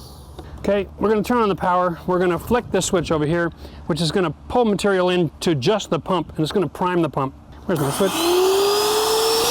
You'll see that? Now it's charging the hose. Now everything's fully pressurized. Piece of cake. Now, we're not gonna start painting on low. We just primed the pump on low. So, see? Now it's creating more pressure. We're gonna start somewhere in the mid pressure. Don't worry, Leo, I'm not gonna shoot you. This gun, this little orange tip generally comes over here. All right, if you've seen other videos or I've used a sprayer, where did I use a sprayer recently? Yeah, it must have been the basement. I was showing you guys how to prime ceilings. I was in luck this time, they had the extension rod in stock. So you just take a wrench, disengage it, put it on. The same as at the other end, it's just brass, it's just a flare fitting. You put your tip where the arrow is pointing out, okay? Now, the key here, find somewhere to do a test. Keep old cardboard box or something, okay? That's not supposed to work like that. You'll notice it's spraying and then dripping all over the bloody place. Well, let's see if we can figure out why. We're gonna turn that right down to the lowest setting. Still dripping all over the place. Okay. Clean it out. No, still dripping all over the place. We're gonna go to more pressure. There we go. Now we're not dripping. That's good. Now let's check the spray. Okay, I like that. If you see where you have a line here and a line here, you might have too much or not enough pressure. But when you're painting, you want to paint a line and then do 50% overlay. 50% overlay. 50% overlay. And that gives you really good coverage, okay? Now we're going to just set this aside and we're going to get started. In this situation, I'm using an exterior paint that's designed for all-purpose materials. So I've got aluminum, I've got vinyl, pretty much just aluminum and vinyl. So I'm good to go. We're gonna start at the top. And if I get a little bit on my roof, that's okay. The only people who are gonna see it are from the airport and they're not looking that hard, okay? Always let go before you stop moving. This is it. Now, once you got prepped, I'm telling you right now, anybody in the world can do this job, all right? This thing only weighs about 3 pounds. We're gonna get underneath. Okay, and come on this way. There we go. Let's do something in the corner. Now for simplicity, I'm just using one color on everything, all right? The downspouts I'm painting pure white with an enamel spray, and then we'll reinstall those later. Also, I'm working outside, so I'm not wearing glasses or a mask. There's no need to wear a mask outside when you're working. These volatile chemicals get pulled away by the breeze, and we are good to go. My house looks better already. All right, so let's go through this because there's gonna be a couple of different ways to do this. But generally speaking, because of the shape of this molding, I have a very aggressive flat section and then it comes out and it goes flat again. So as long as I'm spraying up at it, I'm getting all the surfaces. I don't have to go crazy. I wanna be as close to straight as I can. Watch this, I'm gonna just kind of go at about a 10 or 15 degree angle. Okay? I'm gonna go right into that crack. 50% overlay. 50% overlay. Here we go, take that all the way to the corner.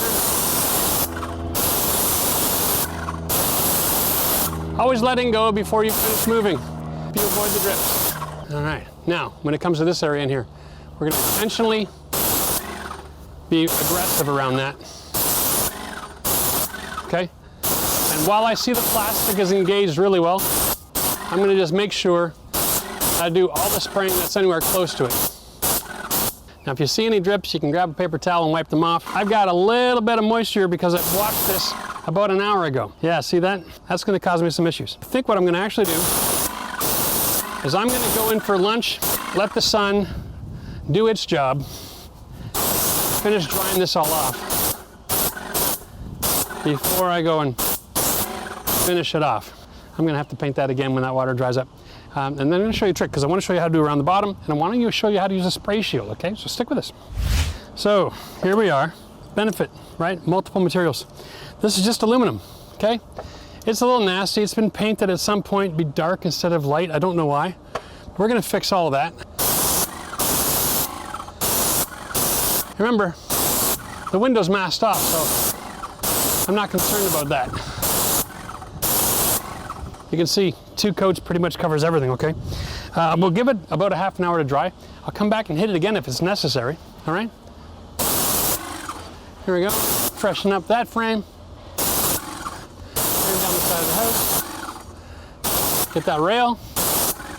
And then we want to get underneath, okay? From both sides, spray 1/2, okay?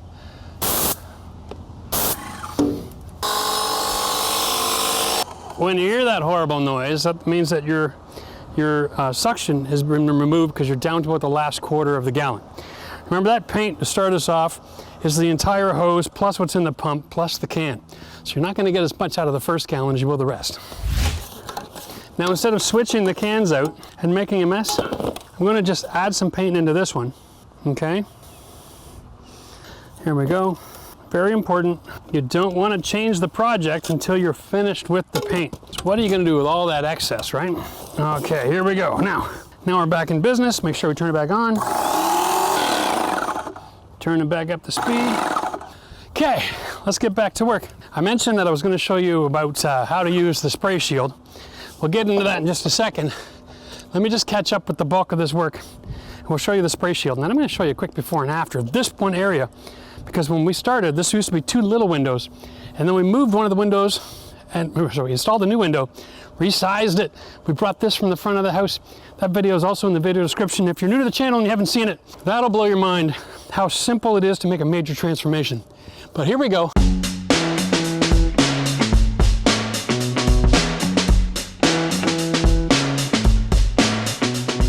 Okay, so here's our spray shield. You can just slide this in between materials and create a natural barrier, right? Now watch this. There we go. Now that edge is painted, okay? Now I'm gonna have to paint this after we're done, but for the demonstration, I wanted to show you that. Now come on over on this side. Again, spray shield down here. If I can't get underneath, I just get up to it.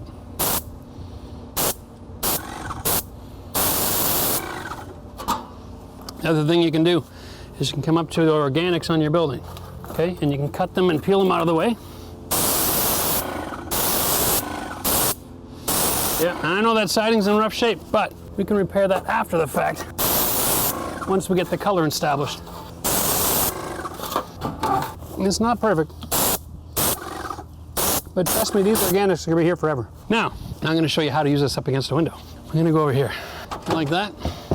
Okay, if you're feeling brave, you can just put it up against your window. Here we go. Now, the moment you all been waiting for. Let's throw on the screen a quick before and after. You tell me if it was worth the work.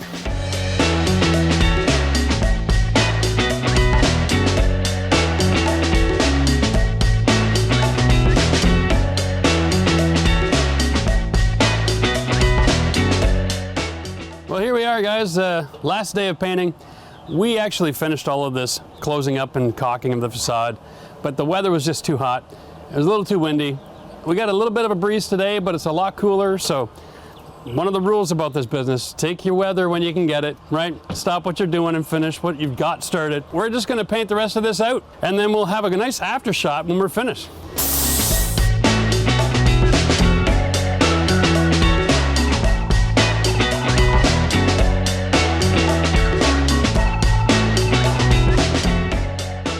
In case you're wondering, no, I'm not covering the door. I'm actually going to change it out when it's all done with a brand new white one. So that new white door goes all the way to this trim to that edge of where I'm painting. And then I'm going to seal it up with a little bit of white quad, so it'll be fine. I got all my materials. I picked up a 6-pound bag of 4,000 PSI concrete. And this concrete at 2 to 3 inches, it gets what is labeled, okay? The bag itself is good for 1.5 square feet per bag if you pour 4 inches thick. So keep that in mind when you're framing up your concrete area, how many bags it takes. It takes a lot more than you think. I'm doing about 15 square feet, but I'm only gonna go 2 to 3 inches. So I got 8 bags. I should be fine with that. I've also got this great little gray bin here. I'm going to use that to mix my concrete. I grabbed a garden hoe because I'm down here in Florida. I don't have any tools, so I got to buy every tool I need. I grabbed some expansion joints for me, okay, because I'm pouring my new slab up against old parts of the driveway. I got some stakes that I bought, and I got a magnesium float, and I got an edging tool to round off my edge, okay? I also bought aluminum flashing, and I'll tell you why. I am not doing a traditional slab. It's not a square. I could use 2x4s, and then I could do that and make life simple. But what I'm gonna do is I'm gonna extend my landing here, down here, gonna do a nice soft curve into this, bam, okay? No square edges. I'm gonna clean all this out. I'm gonna stake it. I'm gonna put it in my aluminum frame. Then I'm gonna mix my concrete, put it in here, smooth it, shape it, finish it. So that way I can remove all these garden edges, clean them up, and reinstate them with cleaned out here. We're gonna put in some plants and some mulch. We're gonna have this curve nice and soft right around to the front. So when you drive up to this house, everything looks very intentional. It's very soft, there's no hard curves. And when you get out of your car, you'll be able to actually walk to the front door without going through the dirt. Won't that be nice? What a huge improvement. I need garbage bags today because, well, I'm not gonna get a bin out here quite yet. I'm gonna order up the bin in about 2 weeks for the rest of the demolition on the front of the house.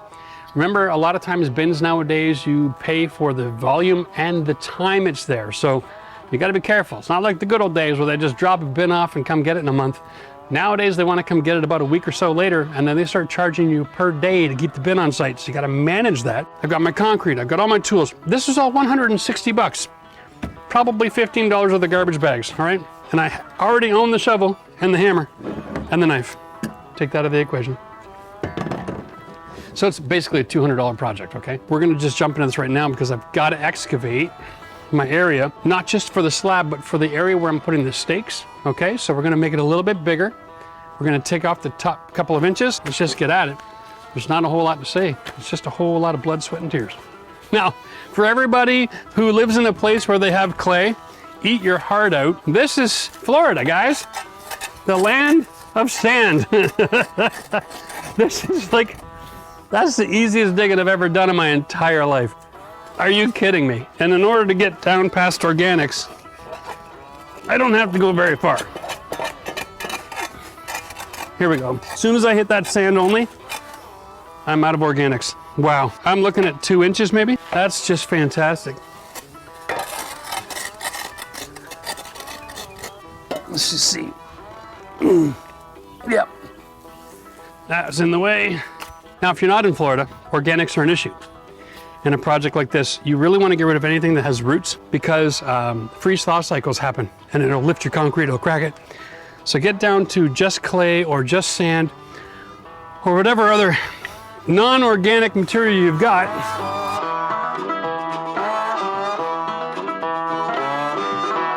Now, whenever you're working like this, you're setting up your concrete, you always have to dig a hole bigger than what you're working in. Make sure that you've got room for what you want, plus your barrier, plus your stakes, plus room to maneuver, right? Like, don't make this difficult. Even if it's hard digging, it's worth it to make sure that everything else goes smoothly. It's like any other project, preparation is usually 70 to 80% of the work, and the execution is the easy part.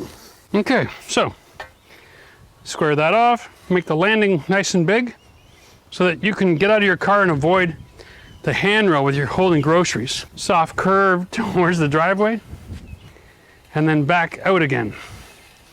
Nice small S-curve. I want this to kind of mimic the way it finishes off at the driveway, so my garden can have a nice soft curve all the way out. Now, the only other thing I got to do, move enough sand out of the way at the joint, because I want to put in my expansion joint. This is key, all right? That is looks like a actual 3.5 inch. We want to put this in, not at the height of the slab, a little bit lower, okay? So we just want to trench that out. It's important. This may not be a 4-season climate, but we get more than just beautiful warm. We get really hot days as well down here. And that means expansion. If things are gonna be moving, best to make sure that you've built in expansion joints so they don't get destroyed. Did I mention we're right next to an airport?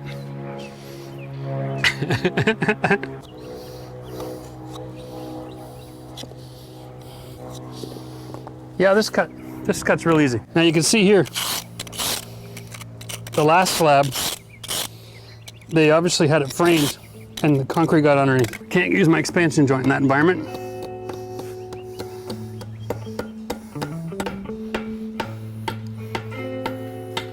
That's better. All right, let's try that now. All right. I'm gonna just set this up so that it's sitting about a ½ an inch beneath the concrete. All right.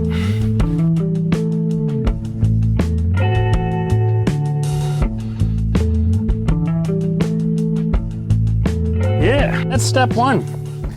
Dig the hole, get your expansion joints in there. Next step is we're gonna throw in our stakes. I'm lucky, this particular store I went to, the Home Depot down here, sells these cute little stakes. How awesome is that? So I can actually set them up as often as I need to in order to set up my perimeter. So we're gonna get our hammer out, and first stake, we're gonna go right off the corner here.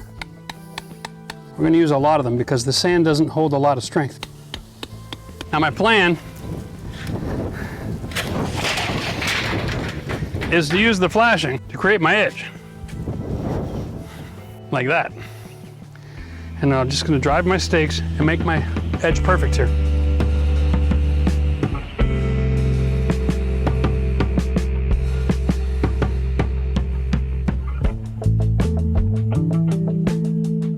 All right, so what I'm gonna use is just a pre-drill, some silver screws, nice and simple, just wood screws, guys. Because the stakes are kind of thin, and we're gonna just reach down, pre-drill, we'll put in our drill bit, and throw in our set screw.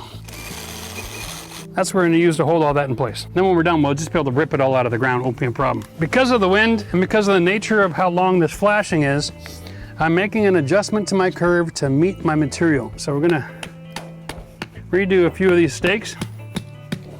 Better represents the actual curve. I drill all my holes above where my concrete's gonna go. That way I can at least undo the screws after it's set up. Now the reason I'm doing this is two parts. One, you've always seen the wooden frames. You see how they grab a 2x4 and they'll level off their surface and all that kind of jazz. And truth of it is, it's never really all that necessary. What I need is to create an actual perfect curve. And so what I did is I went to the building store and I found materials that were already on the market, designed to solve this problem. And I'm choosing to build with those instead of trying to frame a curve with wood. Here we go. This is starting to look like it's gonna work. Now I am not a concrete expert, just for full disclosure, in case you haven't figured it out yet. But I am a big firm believer that a DIYer can solve any problem just by going to a local store and 2 parts blood, sweat, and tears and 1 part be creative. That stake was just there to keep it from blowing over in this high wind. Really could use some knee pads over here. This Florida grass is not very forgiving. Like kneeling in sand, which really is exactly what you're doing. All right, and then we got the last one at the edge here. We're gonna just try to drive that in as nice and tight as we can. We get a good finish. So there's our form. Pretty rookie, but it's gonna work. Remember, the goal is just to make sure that the concrete is confined to a space while you're finishing the surface and edging it. That's all it is. Whatever you have to do to make that work, you know, make it happen.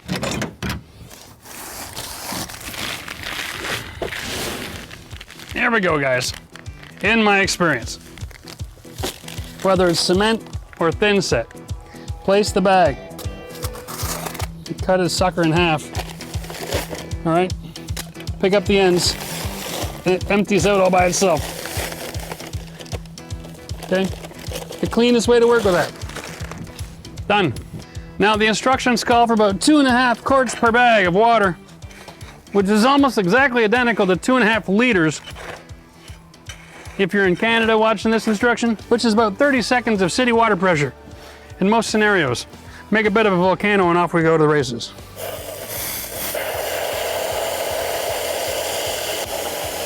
That's 20 seconds. We're gonna start there because I'm nervous.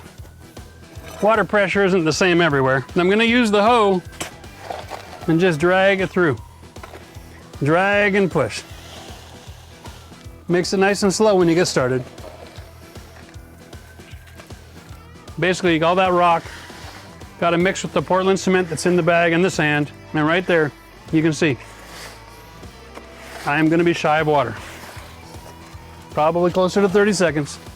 But by doing it and breaking it up into segments here, this little bucket, which is more designed for mortar than concrete, it gives me the ability to control this mixture. And if I can mix it really nice without having too much water, that just means it sets up quicker. And that's not a big problem. Yeah, but at this point, it's obvious this is just way too dry. We're gonna go 5 more seconds. Important to count this out and make a formula that works for you.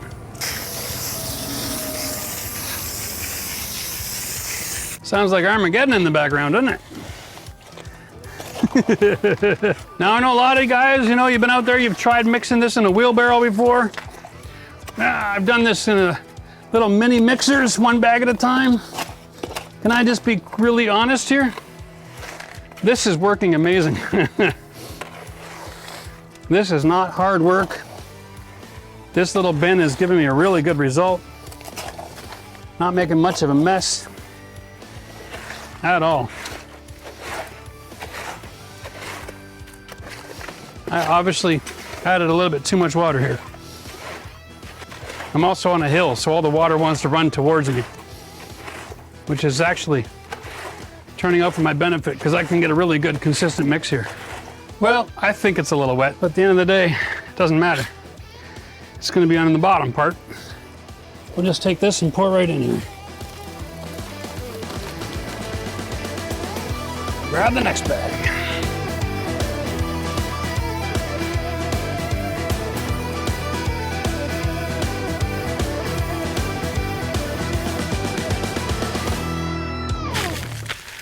Typical, I went to the store and I was thinking, you know what? I'll put a nice soft curve on it. It'll look nicer.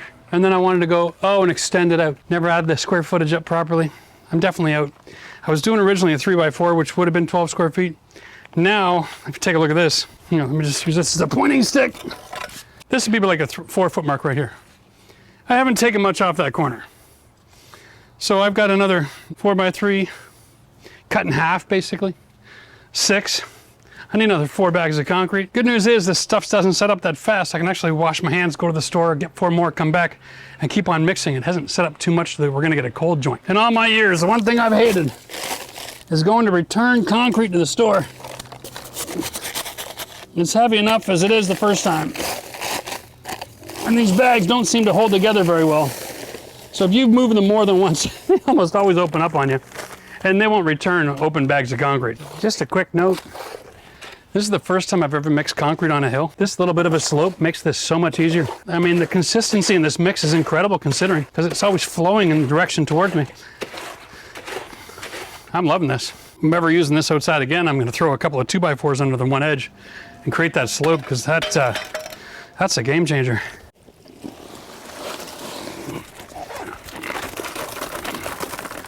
All right. That's all I got for now. But before I go to the hardware store, I'm going to comb this out a little bit and give it a quick trowel, just to make sure that I got the right idea as far as in my head what I need for space or for material here. That's why I love having the hoe, because you can pull it and push it. It's a magnesium float, okay? It's designed to make things smooth.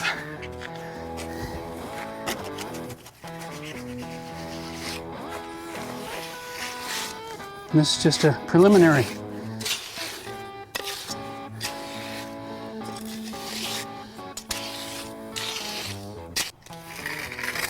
Early on in the process, just to eliminate the temptation to try and make it perfect. Cement has got a long time that you can play with it unless you buy like a really quick set product. I'm just doing this to get an idea and how much product I need to fill the hole. So I do need to do about a 3x4 foot. I'm gonna get the full 4 bags. Because I'm on a hill, life is easy. I'm always gonna have rain running away. Okay, so even if I have extra material, I can incorporate it into the slab and still have good drainage, so I'm not worried about it. Good news for me, Home Depot is only 3 minutes away, so I'll be back in 10 minutes. No different than if I poured 2 more bags of cement. So one quick note here, one of the biggest challenges I got facing here is because I need that expansion joint, check this out, I also need to manage it. I'm flush at one end, but over here I'm not. Now I gotta fight with this thing to lift this flush. And I'm on my concrete flush with this too, right? So look at what I've got to deal with here. I need another inch here. If I don't, you run the risk of it being a tripping hazard. And anytime you're in construction, tripping hazards are frowned upon. So now this is the time to do this before everything is too set up. Get everything nice and tall, right where you want it, okay? And then we can pull this back again. Just the top. Okay, grab our float.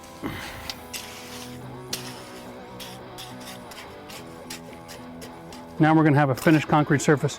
That's the same size as the next step to it. Okay, and that is the goal that we're looking for.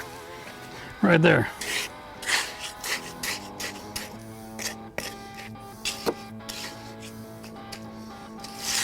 Before I make any more, I'm gonna try to pull as much as I can this way and finish off as much of my first coat on this slab as I can. And I see I'm already gonna run into problems getting the height that I want, unless I cut it. Where the other expansion joint is, so I can follow the different slope. Okay, I'm much happier about that. Okay, let's get a little material over here now. All right, guys, what we're trying to do here is make this as smooth the transition as possible. So the way we use the float, and it's a lot like drywall, start from the rough and work towards the smooth, okay? Work towards the finish area.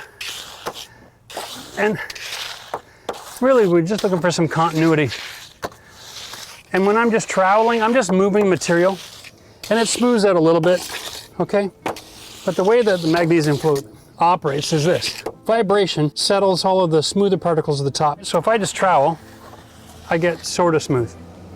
But if I vibrate, I get a real smooth mixture at the top. All right, and right now all I'm doing is just trying to make sure that the material's in the right place, not worried about how smooth it is. Making sure that when it's done, it has doesn't have dips and valleys and aggressive angles, okay? Make sure that I'm making the right amount of material. Like right here is a bit of a dip. So to fix that, I'm actually gonna push material up here. Okay? Be mindful of the height that I need at this edge.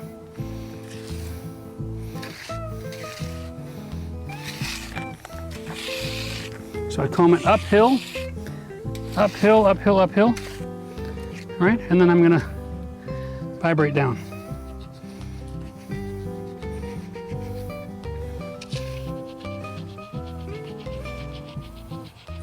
And you can use a 2x4 and screed it as well.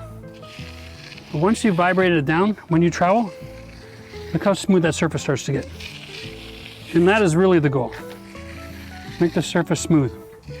As long as there's big rocks in them, you can't do it. So vibrate and trowel. There we go. That gets us 90% of the way there. And as it sets up, it'll start to act more and more and more like a thick paste, like drywall compound, and you can actually start to really trowel and smooth it. For now, I'm happy with that. That gives you an idea of what we're going through. Rule number one when you're working in concrete: clean your tools before you worry about your concrete when you're done mixing.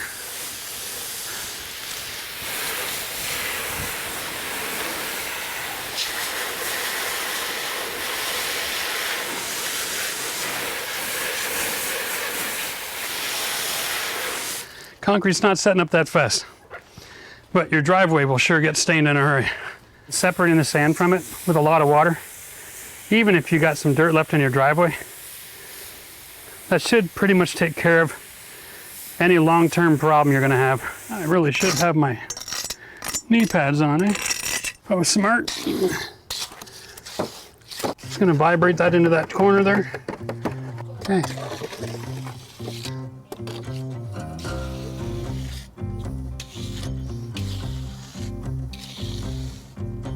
So what I'm doing here is I'm kind of taking material from the left side here, bringing it to the right side. Because I'm more concerned about this lip here. Making sure that it's not gonna be a trip hazard.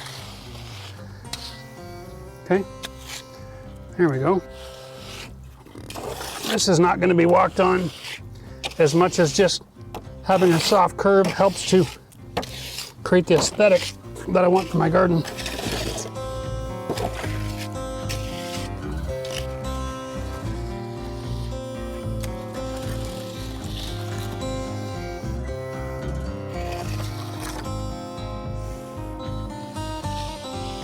Okay, now that's good. Now I know you can see lines, right? That's okay, I'm not done. I'm not walking away and waiting until tomorrow. We're gonna give this about a half an hour to let it set up, let some of the water settle in. We're gonna come back and smooth trowel again with a clean magnesium float. And then we've also got the edger tool. We're gonna show you how to do that next. Okay, so we're gonna use our edger now, and you can see the profile, and it just curves. The idea is you get a soft curve on your concrete finish so that the edges don't tend to break off on contact or harsh weather or whatever the else might happen. We're just going to clean the top of our expansion joint. We're going to slide that right in next to it, okay? And we're going to go on an angle here just to prepare the location.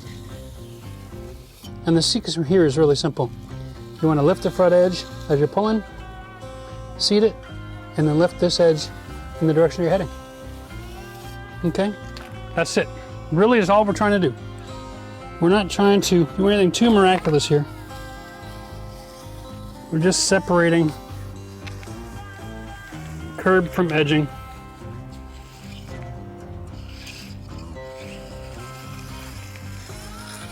And making that part real super smooth. By doing this, like I said, it gives you this great little detail. And if there's too much material in the way, that's what the magnesium float's for. Now we can come back and start floating all this in. And this is just a combination of both tools, working in unison, okay? And I should mention, if your concrete pad that you're working on is larger than 4x8, consider putting an expansion joint to make sure that it has good performance long term. Snow plow. Okay, that's it. We're just gonna keep on playing in the mud until we get a finished surface that looks like what we want. Now you'll see over here, it's starting to firm up a little bit. I'm just gonna steal some moisture so that I can manipulate that surface. Only one step left is when it does get this smooth and this firm and that dry, give it about 30 minutes or more, and you can come back with room and just gently pull it across and give it some texture, okay? That'll help provide you some anti-slip factor on your concrete. You can actually finish it too much and make it very slippery when it rains. So for us, we're finishing this by painting the entire concrete surface again. We're gonna use a 2-part epoxy, and we're gonna throw in a little bit of sand as well for non-slip. And that'll give us a great result. So I'm not quite as concerned about how perfect this is, as long as I get rid of my ridges.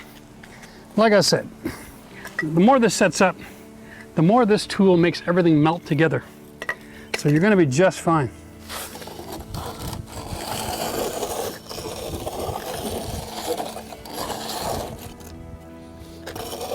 Yep, you guessed it, we're edging everything. Okay, here we go.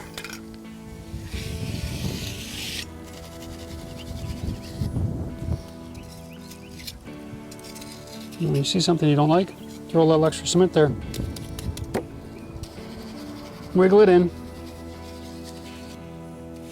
This is amazing material because you can patch and repair as you go on the fly. Remember, just keep on pulling everything uphill. Anything you don't like, just screed it.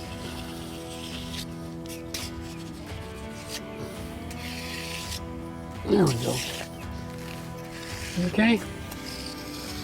And when you got it just perfect, throw one more little line in there. Get that detail. Get that edge on there. Once you're happy, this little edge right here, that just makes it look so sexy. That's just my own opinion. All right.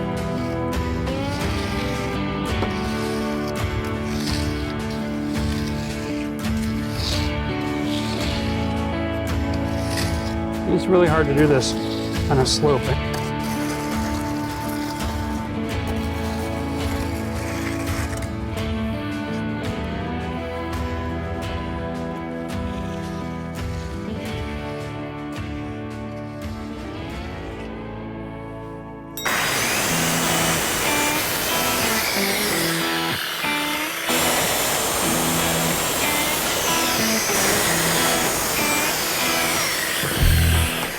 Okay, there we go. So when I go to here, I need to cut that thicker. All right, we'll try the other piece. All right, I think this is actually the piece I'm supposed to be using. I gotta cut it square though.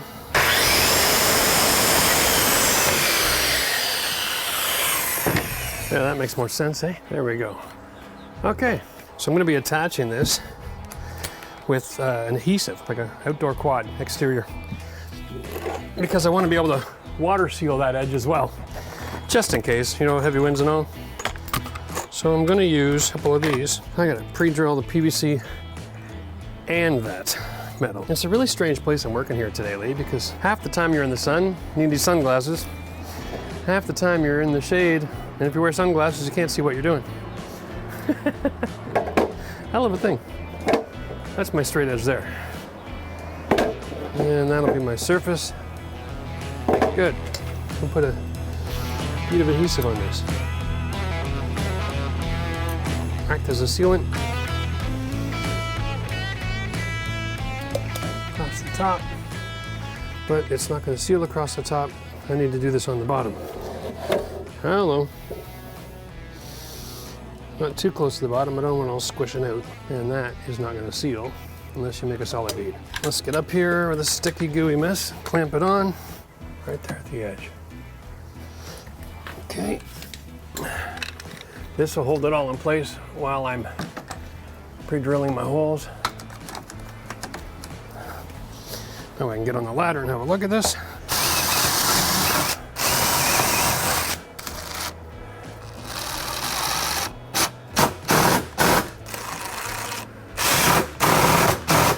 One down, 2 to go. As long as we're careful with our cutting, we'll be fine. Secret here is to not read the tape from down here. You'll always read it wrong if you're not looking straight on. And we don't have the luxury of being wrong. 79 and 7/16. That's pretty exact. Okay, here's my rip line. Right there. Instead of clamping it to the wood, screw it to the wood.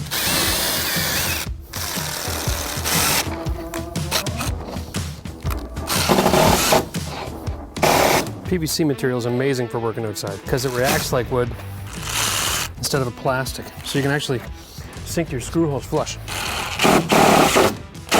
That allows your saw plates to travel over top without affecting the cut. There's my cut mark, my blade on there. Use my finger as a guide, hold the plate.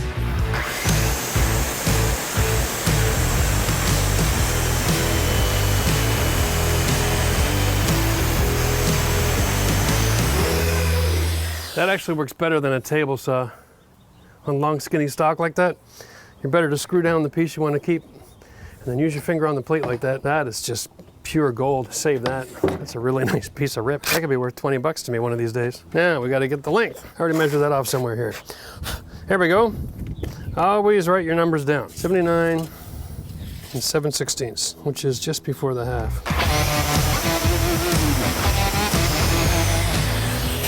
Okay. There we are. And I'm going to flip it that way. I'm not too happy with that cut. It's not very square, is it? There we go. That'll square that off.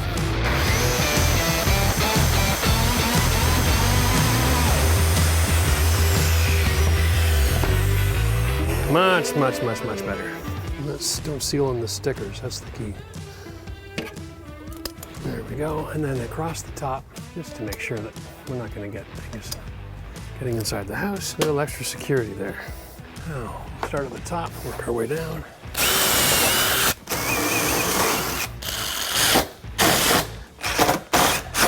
Now we're gonna marry this together with a screw every 16 inches.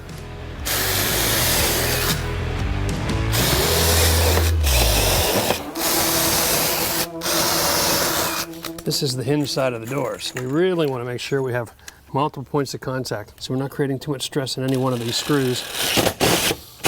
That way it doesn't pull out over time. And of course, in addition, that quad that we put on the back there is going to be an adhesive and act as a stabilizing force as well. That way the thread isn't the only thing that's doing any of the work.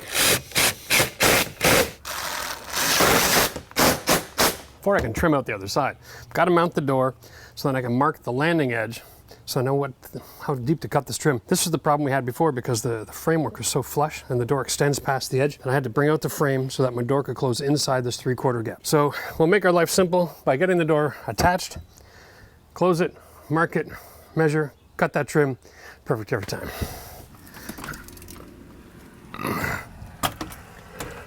Yep. This is going to be a two-man operation for sure. So now we have something to push that up to restrict the gap. So when you're holding it, you don't have to hold it. You can just go, and then it's perfect. So it's coming this way. All right, that's the basics. All right, now we got to get this out. Well, that's the spot. A few quick screws here. Well played, Lee. All right, that should do the job. Thanks. You let go? We'll confirm that it's sitting nice and pretty. Loving it. Sometimes when you're doing DIY, you got to be able to think outside the box. Like for instance, this is a 1 inch door. And because of the way it sits off the hinge, I needed an extra 3/4 of an inch build out in order for it to close on the exterior of the building because it's built weird. And I didn't want to buy a traditional storm door from the mobile home depot because they're ugly.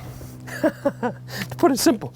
And I didn't want to have to custom order one, so I went with this. It's full glass. You got the option. It comes with the hardware. This was the Anderson, I can't remember, 2,000 or 3,000 series. Make sure you check. Some come with hardware, some don't. So you can end up spending an extra $100 for the hardware. We have a door. We have the top. We're going to confirm now that when I close this door, and this shim here was just designed to create a space so the top trim has somewhere to go put itself. Here we go. We're going to confirm that when I close this door, I have a consistent gap. And once I have that gap confirmed, I'll be able to mark my line over here for where the next PVC goes. Oh, yes, loving it. Okay, that's going to work. And then by pencil lining this, I can create a measurement for PVC to sit on, and I can measure back for the thickness of my finished trim. Here we go. And see how out of square this house is? 0 to hero. So you'll see, this is the outside trim here, okay? It's like a J. So, when I close this thickness is also going to be in effect. So, you want to take, that's an exact measurement of where the door finishes. Remove this thickness as well, and then 1/8 of an inch. You want to have a gap for the door to swing and close openly. That way, in expansion, contraction, heat and winter, it'll still lock, it'll always open, it won't be jamming, all right? So we're gonna take this actual measurement, which is 1 3/4. We're gonna end up cutting 1 1/2. Then we can set it wherever we need to. That's gonna work great. Yeah, here's a tip for you. When you're working outside in the breeze, even if you're comfortable working with the cutting tools, wear the glasses, because you never know when a breeze is gonna come pick it all up. And this isn't wood, this is PVC. You know, a little bit of sawdust in my eye, whatever. It's happened a million times, but I don't need shards of plastic in my face. That'll mess you up long term. I really want to get that pencil mark right on this edge so I can set my blade in the right spot. There we go. Okay.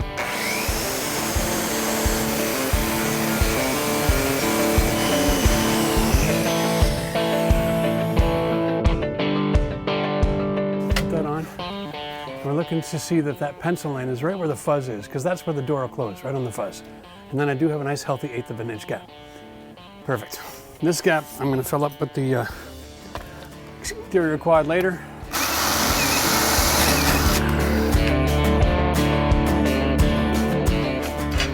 Beautiful.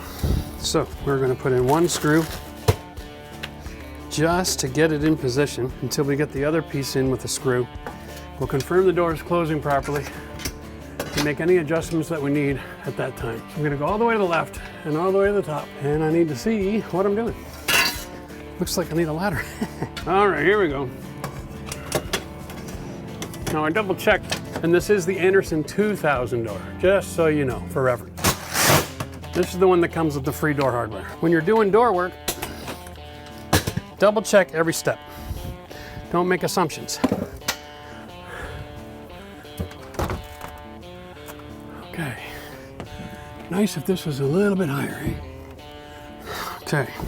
Now because of the way this door works, we've only attached this hinge on the inside, which means I have the ability to loosen a couple of screws and rotate the door a little bit and then screw through the face to finish the securing it. But I'm going to save that to the very end.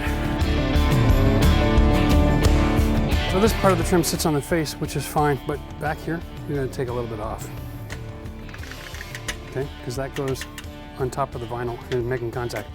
And the door only comes to here anyway. So it's not in the way. If you're going to use a grinder, get a metal cutoff wheel. I don't have one, and it's just a little piece of steel. So I'm just going to go nice and slow using my diamond blade. I know. Let me know in the comments what do you think of this craziness.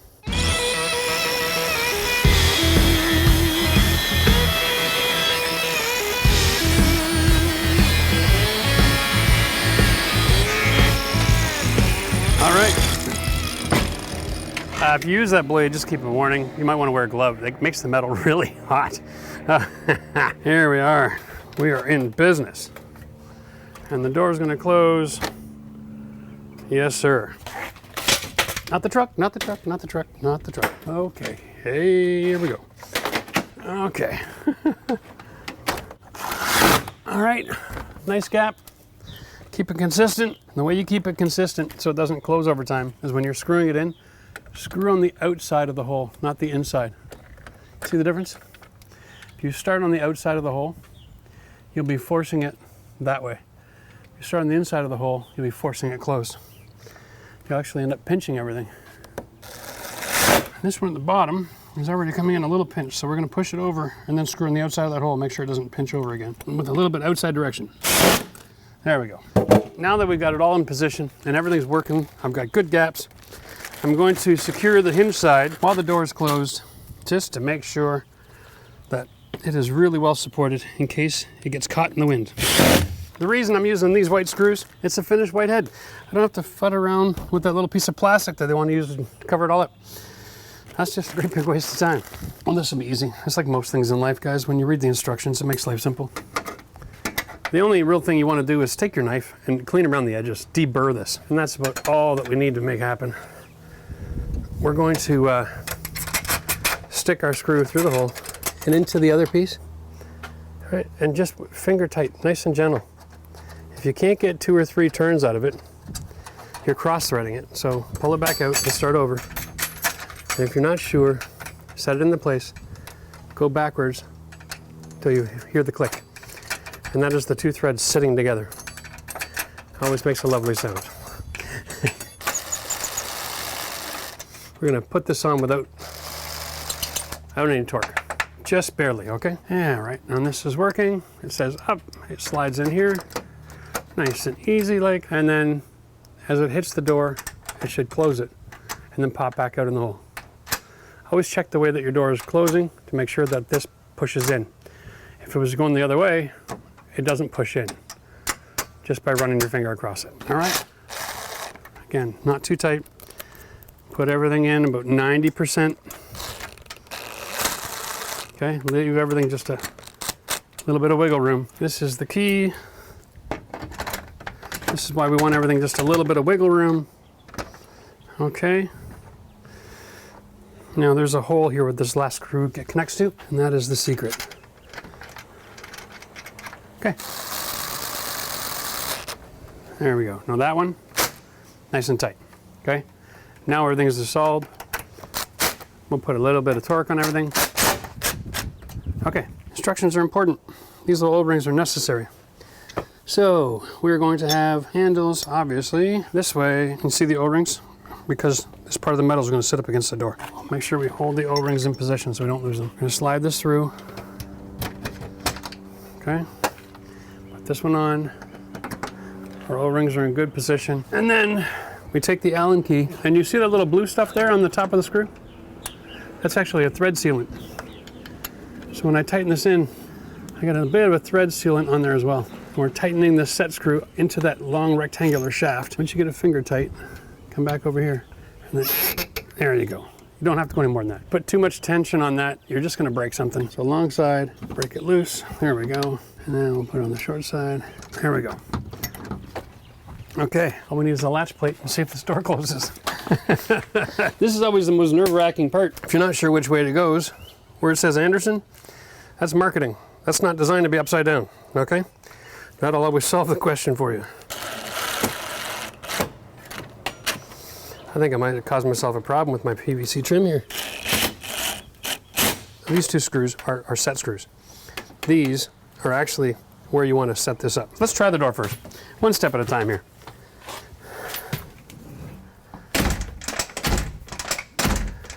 Okay. And I think I know why.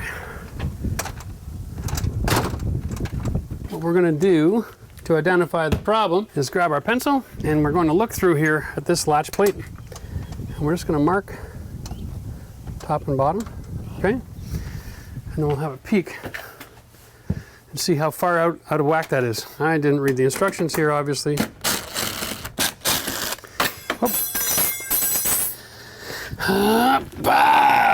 That's funny. I'm here telling you to read the instructions and then I don't read them. See this? There, that's the spot. That's where the screw's supposed to go. Now we can set our depth. I'm gonna leave it as close to the front as possible because that PVC might become an issue for me. All right, I'll try again. Yes. Oh, we got a nice little bit of wiggle room. That's nice. Okay.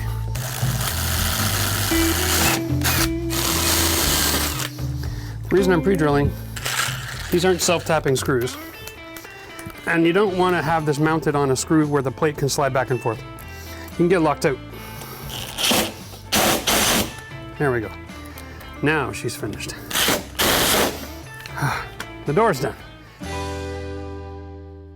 For those who aren't aware, in the RV world, they have what's called an accordion railing. And so it can be adjusted for any angle, any height, whatever. That's the maximum spacing allowed by law. And the more of an angle, the smaller the spacing gets. These scenarios come with these cute little hardware here. This is here you go. This is machined, and so that you have another nut from the other side, and you screw it together, and then it's all dangling there. Piece of cake. Just got to be able to drill the hole. You want to make sure you drill your hole a little bit bigger than the thickness of the shaft, but small enough that the head is going to not be punching through the other side, right? Here we go, right in the front corner. We got 4 of these connections. I just got to identify them all and get them drilled out.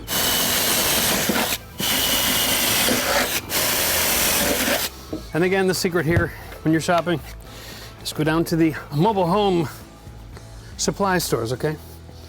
There's more than one in town, but that is the trick. So here we are. This is the outside. No matter where I go, I've got to have this hanging from the end, okay? Because it can follow whatever angle and then be mounting to the surface. So let's get this in position and we'll get the first screw set put in. Here we are. And there we go. Here we go. Beautiful. So when you buy the handrail, you buy the hardware kit separately. Make sure you ask for it. They don't come together.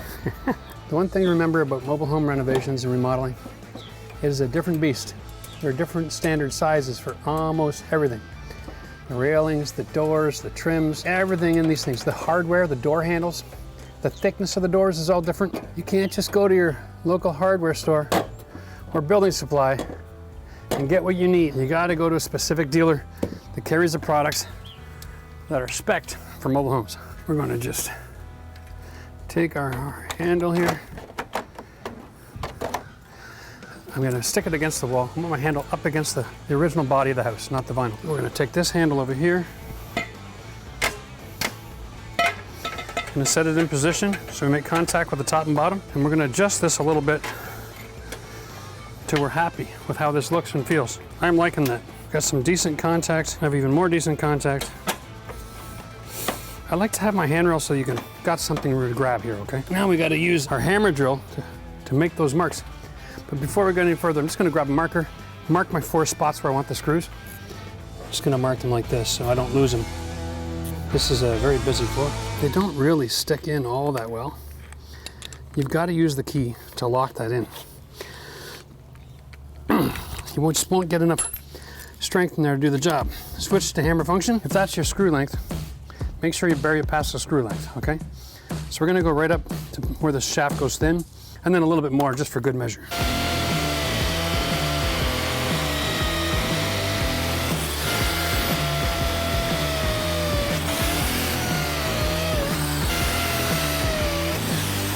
There we go.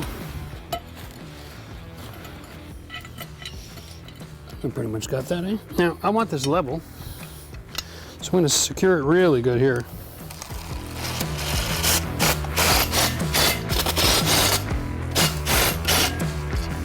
Nope. Yep, that happens. Tightened it too much. That happens. Too much torque, ripped the head right off. I think we'll stop there this time. Now, I'm just going to line up this line against the edge of the house, and it looks pretty consistent. That's good as level to me. Here we go. Let's close this up. Now I want my handrail in here, behind my J-trim, and right near the top, right? Simply gonna raise my accordion until I make contact. Tape that in place.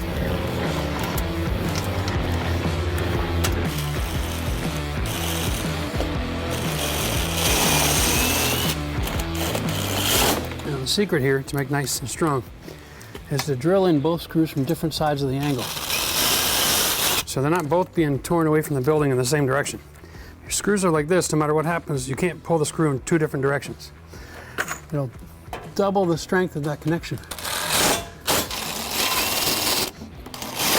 Nice. Now the reason I have to pre-drill is the screws they gave me are not self-drilling screws. They're just machine thread for the aluminum post, okay? So, if you don't pre-drill the hole, you're in a whole lot of hurt. I'm pretty sure I'm putting too much pressure on the screw heads on the post down here to close this gap. I'm gonna just loosen up the torque a bit until we get all this assembled, and then we can tighten up the bottom afterwards. This is normal. Don't be surprised. Look at the contact I have up here. Unless you want to take the time out to cut back or grind and add the angles to the rails. I mean, you can if you really want to, but that does not seem to be the standard of the industry as I travel around and look at other people's houses. A little bit of know-how, a little bit of experience, and a great drill bit set. You can install anything. You can do it yourself. Save a fortune. This is not DIY, this is DI disgusting. I don't even have a set screw in here. Let's get the glass out of here so then I can be a little bit more liberal in beating the tar out of it without worrying about slicing my fingers in. There we go. There we are. This will be a game changer. If I have to, I can pull out a Sawzall and cut the top of the post right off. Nasty. Yeah, I know some of you have said I sound like red green, but the truth is I'm not a big fan of duct tape. It is such a temporary fix. It shouldn't be left for years. This does not say welcome to my home. This says get the hell out, doesn't it? So I got 1 Phillips screw into what? I have no idea. Not attached, okay. And then 1/4 inch drive. Yep, be careful. That's it, that's what this is. Just jimmy rigged. Okay, I'm gonna take the neutral wire off. Okay, and just bend it over so the wire doesn't disappear on me. Now I got the light switch off, but when you see stuff like this, don't take anything for granted. Assume it's live power, okay? So here we go. We're gonna assume it's live power. Now, this could be live, and this white wire might be cut heading back to the house. So you turn the switch on, the light doesn't work. That's a possibility.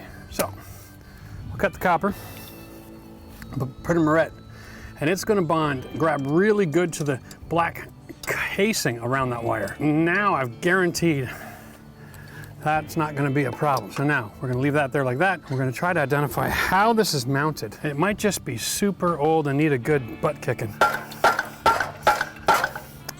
Yep, that's all it is. Make sure that my wire going down through that hole. Okay, out with Count Dracula, just in case. Why not? Let's cut the white as well. In case somebody decided to wire the light backwards at the switch. You never really know. Whenever you see something homemade wiring like this, it's not a good sight. Now we're gonna push these down because I'm not gonna be an electrician. The only thing left to do is to confirm if this is an industry standard 3-inch post. Boom, chaka-laka. We're in business. Most of the posts in the business are 3-inch. Okay, here we go. Hammer. That is really messed up. All right. So before I put the new light on, I want to paint the post. High performance enamel. Okay, 10, 15 minute dry. Flat black instead of glossy. All right.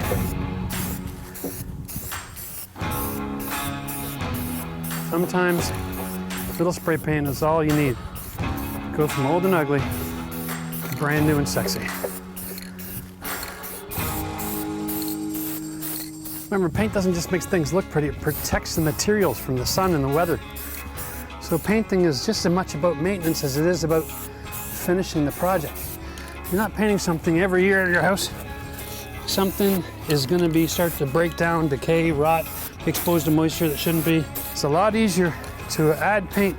If you have wooden windows, for instance, every 5 years, give them another shot of paint. Don't wait 15 or 20 and then try to fix them because you're gonna be digging it all apart. You're gonna be sanding it down, grinding it, and using plastic wood and Bondo and all kinds of filler agents and trying to salvage something that just got destroyed. Protection is easier to maintain than replacement. No, this is not a sponsor for the day. This is just something we bought off the internet. Gotta love Amazon for that, right? Oh, cute little eagle. Love it. There we go. Something rolling around inside. No instructions. I appear to have 4 harnesses, 4 panels. So that obviously goes to the 4 panels. I have an on-off switch for low and high, 3 locations. Let's make sure that each of these locations will find metal. I'm not super impressed with the quality of this product, but you know, hey, you buy it on Amazon, you gamble. Hell, you buy it at Home Depot, you're gambling, I guess, eh? Okay, so that screw, I can't even get a screwdriver in. That's why I love this knife. If you leave the snap below the edge, this becomes a screwdriver because you can use the blade itself as a screwdriver. Make sure all 3 of the set screws are retracted somewhat before we try to jam it into place. Okay, now we can measure off. Yeah, it should come down about the same location as the last one. Okay. We'll just get aggressive. Only so aggressive you can get, eh? We'll tighten up the set screws and call that a day. This thing came just destroyed, right? Like, look at this. All the clips are broken on it. Like, there's not a single spot where this is actually attached. Oh my God. The lead here is so short. Let's get that back on. Okay. Now, I think I figured it out. What I'm gonna do is I'm gonna put a bead of clear silicone on this and let it dry overnight because all of the connections here are broken from shipping. I'm gonna put some silicone on this. I'm gonna leave it outside, charge it up, and then tomorrow I'll put the finishing touches on it. You'd be amazed what a little bit of clear silicone can do to save your bacon when you're buying plastic products from overseas. So let's just get this sat up here. Okay.